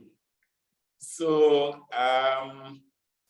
for us, during our counseling session about the two, because what will make a partner save without the other and so on. So it may be this savings is good, and I believe that, I mean, there's nothing that should be secret about saving in a marriage. So why are you saving and you don't want your partner to be aware? Is there something that you are doing wrong, or what are you going to use that savings for that you don't want your partner to know? I don't know if I understand the question, but I think that this tells about perhaps a relationship issue more than the financial savings that we are talking about here. Okay, I think I should read the question the way it is. The owner of the question says, please read the question, and she directed it to Mr. Ankrah. She said, in his, let me see if I can expand it and read. She said, my first question is to the first speaker, please. He was introduced as a relationship counselor in his bio. I would like his opinion on secret savings and investments among married couples. What is your opinion on one spouse deciding to invest or save without the knowledge of the spouse? So that was to the first speaker. The second question was to the second speaker, which is Elder Tetteh. She said, he mentioned the need to take calculated risks. In his experience and current exposure, what is his opinion on the cryptocurrency investment trend?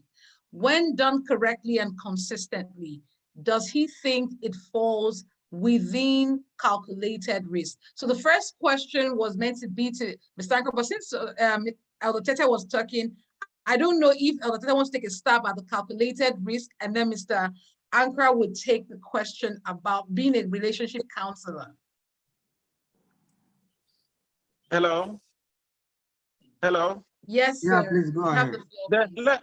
Let me take mine. Hello? Yeah, go ahead. Okay. As Mr. Tetteh just said, it is, as far as the relationship is concerned, as a couple, there should be, under no circumstances should anybody hide anything from the other person. But sometimes it depends on one person may be flamboyant in his spending, another person may be modest.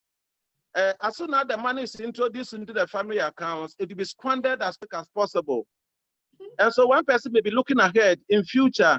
So on the basis of that, if the two of them, one of them is spend money carelessly, another person also is modest, then the likelihood is that the one who is modest is thinking more about future. And so in case like that, it is possible for the person to save so that when they run into difficulty, he can bring the money. But the question that I want to give is this. I think Mr. Tetteh will tell you this. On countless occasions, one of the spouses will hide money without the knowledge of the other party.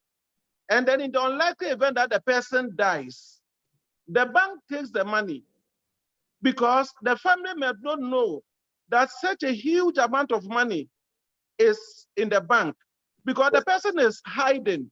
So there's no way that you will tell anybody. So anytime you are putting money in a bank, let your spouse know. Even if you don't trust your spouse, let one of your children, the adult among them, the oldest among them, or anybody that you trust. We have many instances where people have died and they could not even get money to organize their funeral. They cannot pay their children's school fees. But the person who has died has so much money in the bank, and the bank will take it. Okay? Now that maybe the law is made that after some time, the money is sent to Bank of Ghana and those things. So make sure that for one or two reasons, if you think that your spouse is not prudent, you will just spend the money carelessly. And the basis of that, you want to think about your future. So you want to hide and then save some money.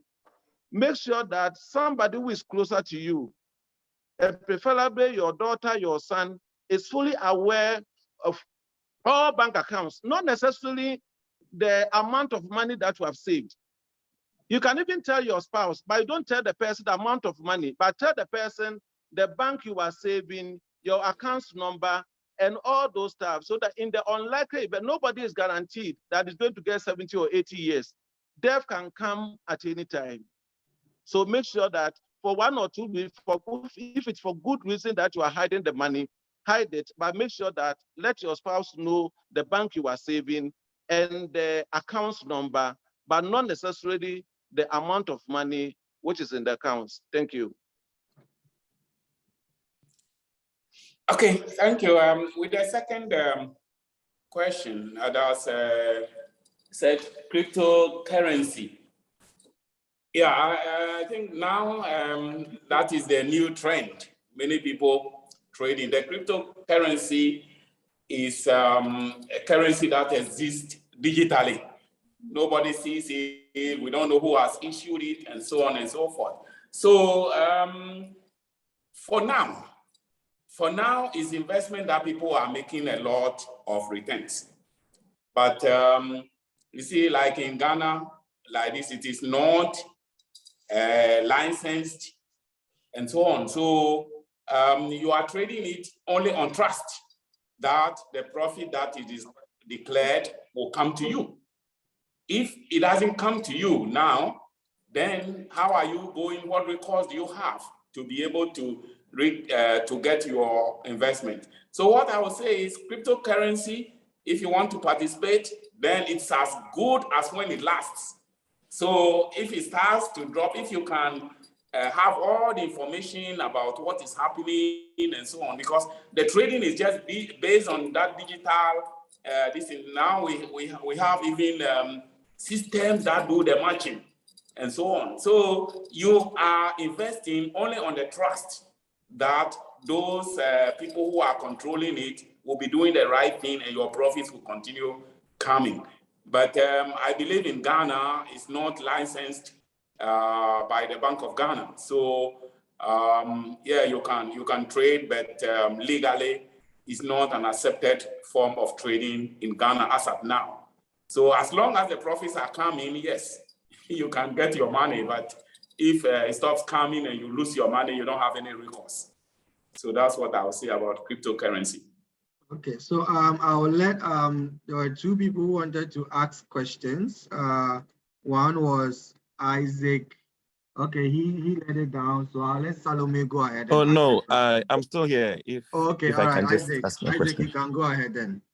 Thank you very much.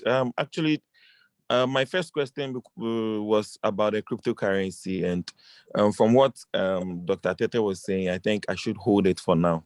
My second question has to do with actually the question goes for our two facilitators, and it has to do with the fact that they have, let me use the word, they have the 4 eyes when it comes to our finances, making money and increasing our wealth, as compared to some of us who don't really know what to do as and when to do it. We are learning from all that they are telling us. So I presume they have probably they've gotten that step ahead of us. So I want to ask, is it possible they can tell us some of the opportunities today? Not necessarily saying it openly or guiding us, but rather pinpointing to some of the things we should be doing, like Dr. Ankrah was telling us about investments. So I was rather expecting that he tells us, here is best. So if you have the money, send it here to this particular place. Or here is good. If you have the money, send it to this particular place. All right. Sometimes So we get lost when it becomes open for us to just join in. Thank you very much. Maybe I come in here then. So this is actually the first one that we are organizing, and you can see already we are behind time. We plan to have another one, another session, maybe an in-session one or an online one, but I'll share a form where people can fill in, and then we'll get the feedback, and based on the feedback, we'll organize another one where there will be more accountability, where you get clear-cut information on maybe the bonds, which of the bonds to look for, how to calculate percentages on savings.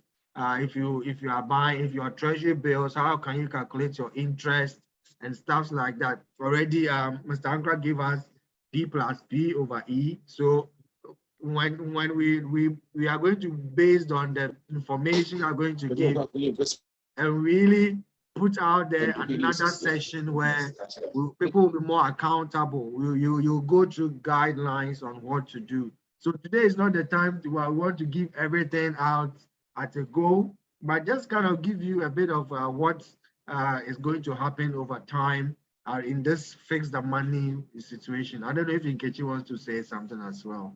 I think you said it. I just wanted to quickly jump in that not even just for this event, but Isaac, what you've asked is a very, very vital question that when I was also learned on my financial learning, I'm still on that journey anyways, I wanted my mentors to tell me, put money in this. But guess what? I put money in one day. When it didn't work. And then because the financial education is actually part of responsibility that you take and make, they give you all the options. No financial advisor I've had would ever say, even your stockbroker would tell you, this is the trend, buy this one. But when it is coming up, they remove their hands because the final buck lies on your table. And so if any financial advisor that is what is weight in salt or in gold, whatever you will use now, or cryptocurrency, will not tell you most of the time, but we will want them to point us. I'm happy for Mr. Elder Tetteh and Mr. Ankrah to point to us. Like he told me, buy cocoa bills in this season. He told me last week, he told 2 weeks ago, he told me liquidate long-term and make into short-term. He was able, but that's because he's my advisor. And this is a public forum. Somebody would take something here, go and quickly do something. Then it didn't work because they cut some corner. You understand what I'm saying? And then we'll come and blame our financial advisors, but I'll be happy if they can share that. But like we said, we're already behind time. If we can share one or two, Mr. Ankrah and Elder Tetteh will be happy so that Isaac will not come for our ear later. But you are right, Isaac. They have an eye to spot this information, and that's part of financial education. As you get more literacy, I'm able to look at trends and say, I'm not going to go in this direction. I'm not ready. My risk averseness is not yet at that level. So all of us are different risk averseness level. And so part of all of this is to educate ourselves. And then you realize that in a couple of years, you're able to say, nah, that's not for me. Or yeah, this is for me. So that's all I want to say, and then throw the question back to the facilitators. Thank you.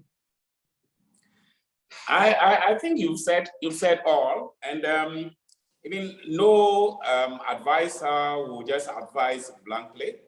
They will need to look at your risk appetite, how much risk you are ready to bear, and even what the purpose for which you want to invest. You may invest for different reasons, and even your age profile and all those things must be taken into consideration before any investment this is recommended for you. Yeah, so this should be handled at the individual level. Yes, we can have a broad analysis. You need to look at the trend. You need to look at where the economy is going, and so on and so forth. So it's not a blanket thing that you can recommend and say go into this or go into that. You need to know what is the individual's plan, what does he want to use the money for, what is his risk appetite, how old is he, and so on and so forth. So perhaps when we come to the other mentorship, we may be able to answer some of these questions. Yes. I think there's lots of, I don't know how much, oh my God, we're really behind time. But I want to take one question, one verbal question, then we'll take some last question in the chat. Salome, I see your hand up. It's been up for a while, so please quickly take the floor, 30 seconds, and then we'll take that. Yeah, thank you so much for this opportunity. So I was a little bit concerned when Mr. Ankrah mentioned that perhaps if you have money in the bank and you die or something, the bank takes the money. Yes, if you don't, tell anyone. So I was really concerned about the information we feel, concerning the next of kin. Because I was thinking that if for a while I'm not active, they should be able to maybe contact my next of kin. Yeah, and I'll also make a suggestion that perhaps in the future sessions, we have a woman speaker who will be able to address some issues that women have when it comes to savings and investment. Yes, and I am not in Ghana presently, but I would so much love to invest in Ghana. So I would like to also know the avenues of investment, which is profitable and secure. Yeah, for me. Yeah, so I think this would also be a future session event. Thank you so much for organizing this. I really enjoyed it. Thank you so much, Salome. Thanks for joining us from Germany. Hey. All right. I think I missed the question or the statement that somebody made about next of kin. So please, anybody can take a stab at that, please. Let me just say this. Mr. Ankrah said that perhaps if you don't have information, perhaps the bank will take the money. I think that these monies that are left, we call them unclaimed, either dividends or deposits and so on. I think it is the responsibility of the regulator to ensure that, yes, the banks make effort to getting the owners of these funds before, so I think they have about funds that are in the bank's accounts, or what we call unclaimed dividends with the stockbrokers and other stock house, investment houses that are not claimed.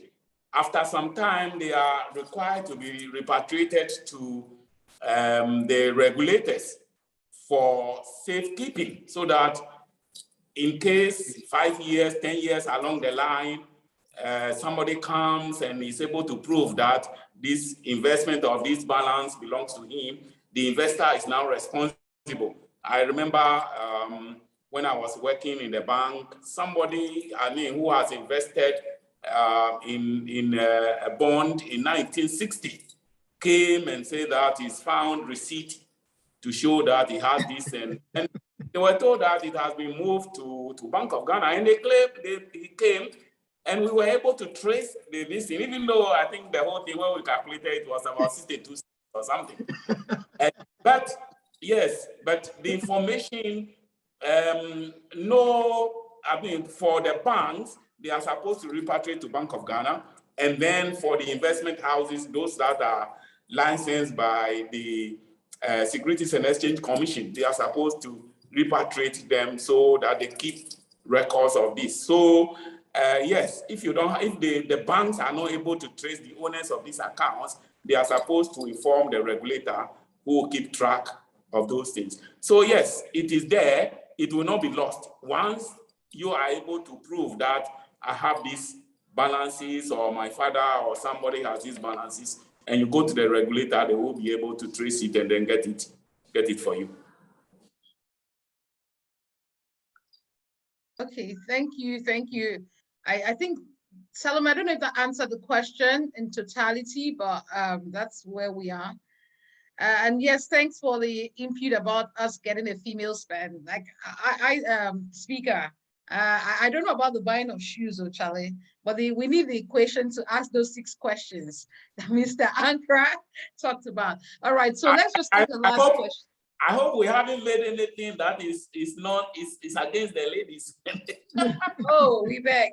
We just think that we need to buy Brazilian hair, Sam. You didn't mention that one. It's okay. All right, sir. So I'm just gonna, Steve, is there any question? I saw an old question that says, is it wise to save at this critical time in Ghana when inflation is now over 19%? Yeah, exactly. What investment in Ghana is good enough? So I'm gonna batch the questions together. There was another question. Somebody wants to say, sir, please, what are you investing in now? Ethel says she wants to know which one are my mentors, what are they putting money in now? So we're going to bat that. Is it safe to save in a critical time in Ghana with the inflation now over 19? What investment is good enough to beat inflation currently? You know, and I'm sure that we're speaking to people in different countries, but I'm sure the situation is the same thing. Everybody's blaming Ukraine and Russia now. So what can we do, you know, when that happens? I'll see if I missed any other question, but we can take these questions.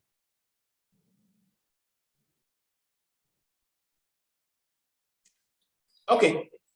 As we mentioned, savings is the bottom line of putting something. So when we come to technically, savings is just putting something aside for rainy day.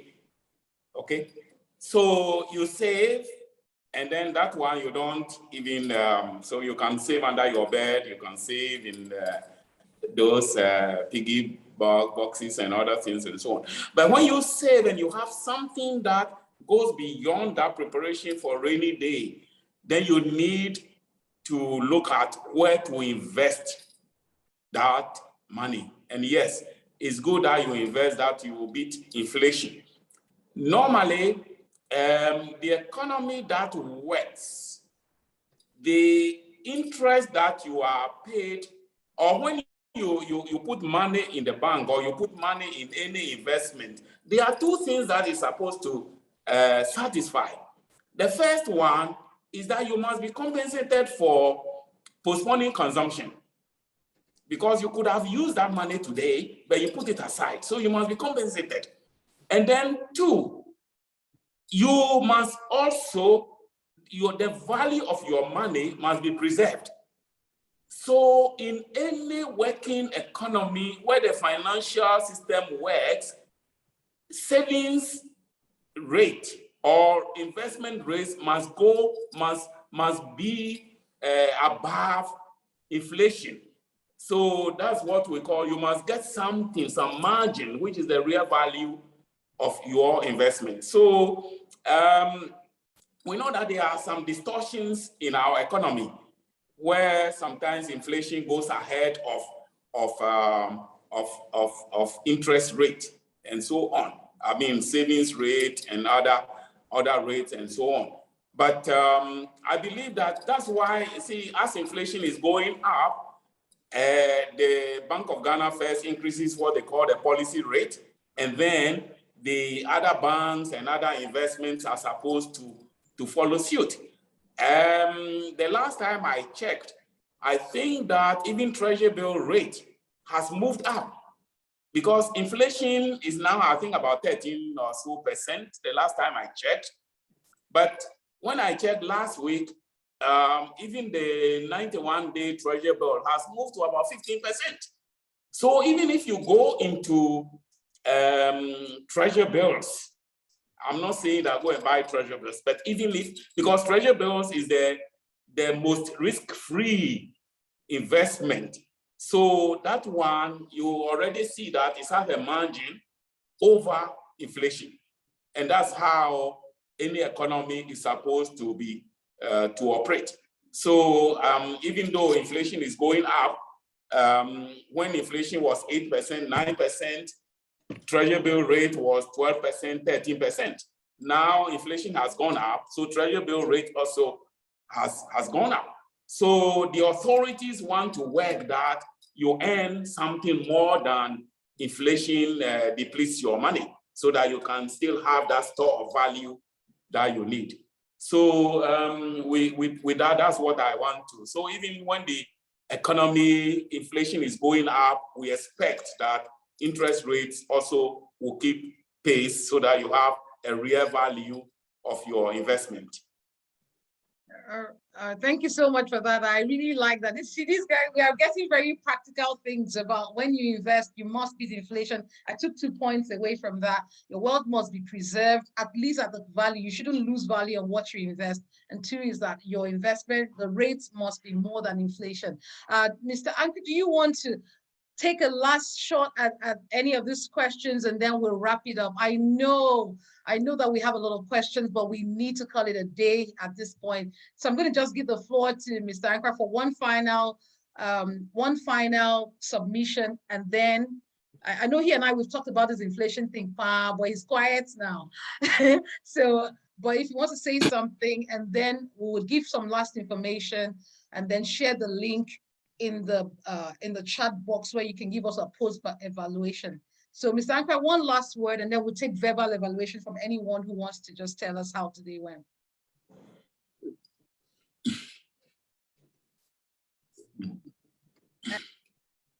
You're muted, sir.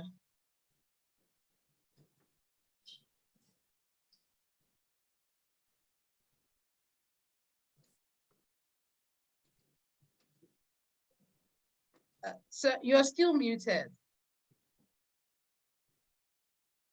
Anyone who wants to do, hello? Yeah, go on. Hello? Yeah. Anyone who wants to do investment, assuming you have money there and you don't have any use for the money now, the first one, the basic investment that you need to do is with Government of Ghana, Bank of Ghana, because that is the most risky one. If you, because if you invest it in if you do fixed deposit, the fixed deposit, they will go and then sell it to Government of Ghana. So why can't you also sell it to Government of Ghana streets? So now the inflation is 19.4%. But fortunately, the Government of Ghana 2-year bond is now 21%, which is little higher than the inflation. But depending on the purpose, bond, when you buy bond, 2-year bond, until the the maturity date, you will not get the money. What they will do is that every 6 months, you'll be given a return on the investment. Now it is 21%. Let's assume that it is 20. So if you have 10,000 Ghanaian cedis and you buy it for 2 years, it means that every year they are supposed to give you 2,000. Every 6 months, they will give you 1,000 Ghanaian cedis. Every 6 months, 1,000 Ghanaian cedis until the maturity date. So after the maturity date, they will give you your principal. So now, as we speak now, the highest among all the rates is Government of Ghana 2 years bond, which is 21%. We have secondary bond and we have primary bond. Primary bond is when the government is selling it and you are among the first people who buy it. But when you lose that opportunity, at any point in time, people are selling their bonds. So when you go to your bank and you tell them that you want to buy a 2-year bond, somebody who is selling his, they will sell that particular one to you. And sometimes, if you are lucky, the person may even be left for just 1 month for the maturity date to come. So as soon as you buy it, instead of the 6 months, just 1 month, they will give the returns to you. So among God, we have 91 days to say, we have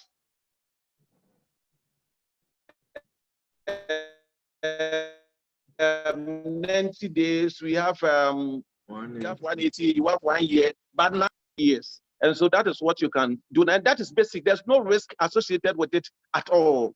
So the best one that you can do for now, just put the money there while you are looking for other better alternative. Because if you put the money under your pillow, you are not going to get anything. The rate at which the inflation is going on, if you needed to buy maybe a pair of shoes, by the time that you realize it can buy only one of the shoes, so you cannot get a pair. So any money that you have, as quick as possible, invest it one that is little beyond the T-bill. And then in future, if there will be a better option, then you go and take that option. Thank you. Thank you so very much. Stephen, you want to say something, and then I wrap up. And So maybe briefly, well, what I'll do is I'll post a post-evaluation link in the chat, so that we want participants to help us evaluate the seminar and give us some little information about what they think, to help us plan for the future ones as well, to help us plan for some future seminars as well in this direction. So, but it's been quite exciting. It's been very wonderful. Personally, I also do a lot of the bond stuff. So you just go to, if you go to your bank, you just ask them you want to buy some bonds. They will add your name to the list. There's a special list for those who are interested in this area. So, and this is really like you can buy for 100 days, 115 days, 98 days, 23 days. Whatever days is left, you can buy, and then it's also good for you as well. So this is just a tip, as the elder said. So thank you very much for joining us and being part of us. I don't know, maybe Nkechi will add something about ourselves. There was some information you wanted to share about ourselves. If you want to contact us, if you want to get some information about us as well. Yes. Am I muted? Okay, no, I'm not. Yeah, so thank you so much, everyone. I really wish we could take at least 1 or 2 verbal evaluations, but let me give this information out first, and then we'll take 1 or 2 verbal evaluations, and then we hope that you give us the rest of your evaluation by the post. We put some link in the chat. You'll also probably get it in your email in a couple of hours to help us evaluate, and then there'll be some other opportunities there. There'll be a drop-down list for you to choose if you want to, whatever you want us to do better, what we did well, what we can do better. And also if you want any topics in the future you want us to address, we'll have some free webinars, but then there might be other very exclusive paid sessions. And those ones you get by email. So if you want us to alert you by emails, please also let us know in that document or the post-course evaluation. So that's what we have, really exciting things coming up. This is first of the many sessions on Fix the Money thing. And we hope that, you know, particularly this was for professionals, and I'm looking at the array of people here, beautiful, intelligent people. This was designed for you particularly in mind. And so we want to be able to do this ongoing. There will be alternating sessions of free webinars that you can invite other people to. But then we'll also have some exclusive. I do believe that when you pay attention. And sometimes a lot of people signed up. If you see the number of people that signed up for this because it was free and only you stayed to the end, thank you very, very much. But then I can imagine that if we paid a little bit, we pay attention. So because our facilitators, these were the ones that we have today and some of the other ones that we have lined up, they're precious time. We want to be able to say we do value it. And so we're going to be having some session. Elder Tetteh is going to take some free coaching sessions when it comes to these financial sessions. We might have group coaching. It might be difficult to do one-on-one with everybody, but we might have some group coaching sessions with Elder Tetteh for a free, for a number of times it will be free, and then it becomes paid. The same for Mr. Ankrah, and they have their specialties. Elder Tetteh is excellent with wealth creation, and then Mr. Ankrah is excellent with personal finance and actually doing your own personal financial audits, as well as, and they're really good in other things. You can see relationship advice, money and marriage, and things like that. We also have some upcoming other events with Dr. Moore and I, so you can find all of those options in the form for you to click if you want that. There are elite. I know a lot of people say, how can we spot opportunities? Even though this is for financial knowledge, but what we really do is to broker opportunities with you and for personal and professional mastery. So what we really want to do is that you are excelling and successful in money as well as in other areas of your life and your career. So if that's something that sounds like you and you're interested, there will be opportunities with Dr. Moore and I, as well as we have an elite professional reading club. A lot of people say, how do you get to read? How do I? I don't have the time. So we bring like minds together. It's a paid reading club, and then we'll launch the next session very soon. We'll let you know. If you give us your email, we'll let you know that. Also, I think finally, I'm not sure if I forgot anything, but yes, the coaching sessions with the free coaching sessions with the facilitators, and then upcoming events. We're going to have an in-person event, but I see all of us joining in from so many places that Dr. Moore and I are going to have to rethink that strategy. We were going to bring the world to Cape Coast and have these really mini in-sessions. It's going to be paid for, but about 30 people only was all we wanted to have. House you in a nice hotel, and we do your financial analysis with you. But I've been getting a lot of texts behind the scenes saying, I don't live in Cape Coast, but I want to be part of it. So we'll think about you and see what to do. These are the 9 books from Mr. Ankrah. If you want to get any of the books, how the rich people get rich, I think I have this one here, Dream Big, Start Small. I don't know if my video is showing. I have it on my table here. I have Own Your Business. These are amazing facilities. I mean, I've been reading books. I've been reading books for over 20 years. I read a book a month, a book a week, and a book a day. And now I'm at the point of reading a book a day. And I can tell you that I've read almost every book on the shelf about finances, but I was looking for one that speaks to me in Ghana, in Nigeria, in Africa, that talks about the things that we talked about, our inflation rates, our risk, and all of that. And the one place I did find it was in Mr. Ankrah's book. Last year, I had problems with my taxes with my company. I picked up the book on one of the pages, answered my question live, because I was following mentors who were not in Ghana, who didn't know about these tax laws, and I lost some monies. So for some of you, these books will mean amazing opportunities. If you want to get them, please let us also know. There's a part in the form that you click, and then we'll let you know. All right, that said, I want to say thank you so much. On this slide, I don't know all the ways to say thank you. Apena me dawase. How do we say it in German? How do we say it in Austrian?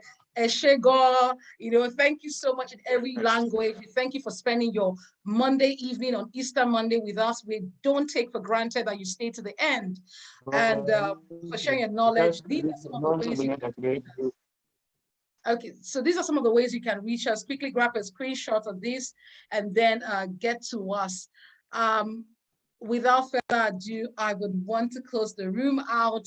Dr. Stevie Moore, do you want to speak one person, one verbal, or we just close the day out? We've had a long day. It's been exciting. Yeah. Thank you so very much.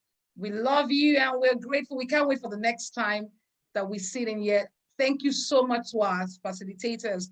I can't even believe we got your time. Thank you, Elder Tetteh. Amazing. Thank you so much, Mr. Ankrah. I know how busy you are. You're going to be on the road tomorrow traveling, and you made this time. Thank you so much. We really appreciate it. For everyone, even if you can't take verbal evaluations, you can at least put your emojis and let your chat let them know we are grateful. Yeah, exactly. So very much. Right. All right, I yield my mic to Dr. Stevie Moore as you close out the room. All right, so thank you very, very much. I mean, this, I'm also very amazed at the success of it. I was just checking through how many participants we got. We had 120 participants. Of course, some of them left after an hour, others came in. So, but we had a lot of people participating. So it actually speaks to how important people want this kind of information for their personal growth and life. And so we've taken note of it. We want to push it also more so that more people will get this information readily available. And then we hope that we'll be able to create some millionaires within the next 10 years. And then once we have more millionaires, there will be less stress for all of us. There will be more friendliness around us. So thank you so much. I mean, we never take this time that you spend here with us for granted. It's been a success, I must say. And I am overwhelmed about the success of it. It's my first time organizing a financial seminar. So I've done this for mathematics and so many times, but I was a bit unsure how this was going to go. But it's been exciting. I mean, I've really, really enjoyed it. And we hope to keep you also in check and informed in this area of finance and to keep pushing a lot of you who have joined in. We'll have personal coaching sessions. If you are interested, you can just sign in. And then hopefully we'll build more bonds, more friendship, more social wealth also amongst us. And then to improve our future happiness. Yes. So thank you so much. So all the best. Have a great week, everyone. Have a great weekend, everyone. Thank you, everyone, and stay to the end. Bye. You can put on your video so we can at least see your fine face. Yeah. I mean, as many of you can We need put to. on your Hey, video. did you take pictures? I know we're taking screenshots. I mean, I was taking screenshots. Guys, let's put on our video. Let's just see your face more. I see Dr. Niwale. Yay. So we can see your faces. Your face is smiling, but it's a picture. I see Queenslane do. Oh, I see Chopin. Yes, I've seen Dr. Elder Tetteh. I've seen your faces. Guys, like, please just put the video on small no, and then just wave and we'll go. I see Elijah. Oh, Charlie. But I'm seeing some like, hey, Evasi, you're here. Hi. I didn't see you. Dr. Sally Day. Hi. Oh, I see Dr. Oh, yes. I think it's that Dr. Yankson. Hi. I'm seeing good friends. Oh, Kofi Kafachi, thank you. Your idea brought this last year. Thank you. Oh my God, I'm seeing really nice names. Adjoa, oh my God, my businesswoman. You're going to be a facilitator next time. Adjoa Boatima. Oh, amazing. Guys, thank you so much. I feel like not ending the room, but we're going to wait for all of you to leave. As the hostess and the host, we're going to wait for you to leave the room. Thank you so much and have an amazing week. Oh, wow. Thank you. Too. All right, I see Michael Opoku. Yay, good. Elder Tetteh, you can stay in the room with us so that we can catch up behind the scenes. Yeah, that's you true. can do our concern behind the scenes. Oh, thank you so much. Thank you, everyone. As you're exiting the room, thank you.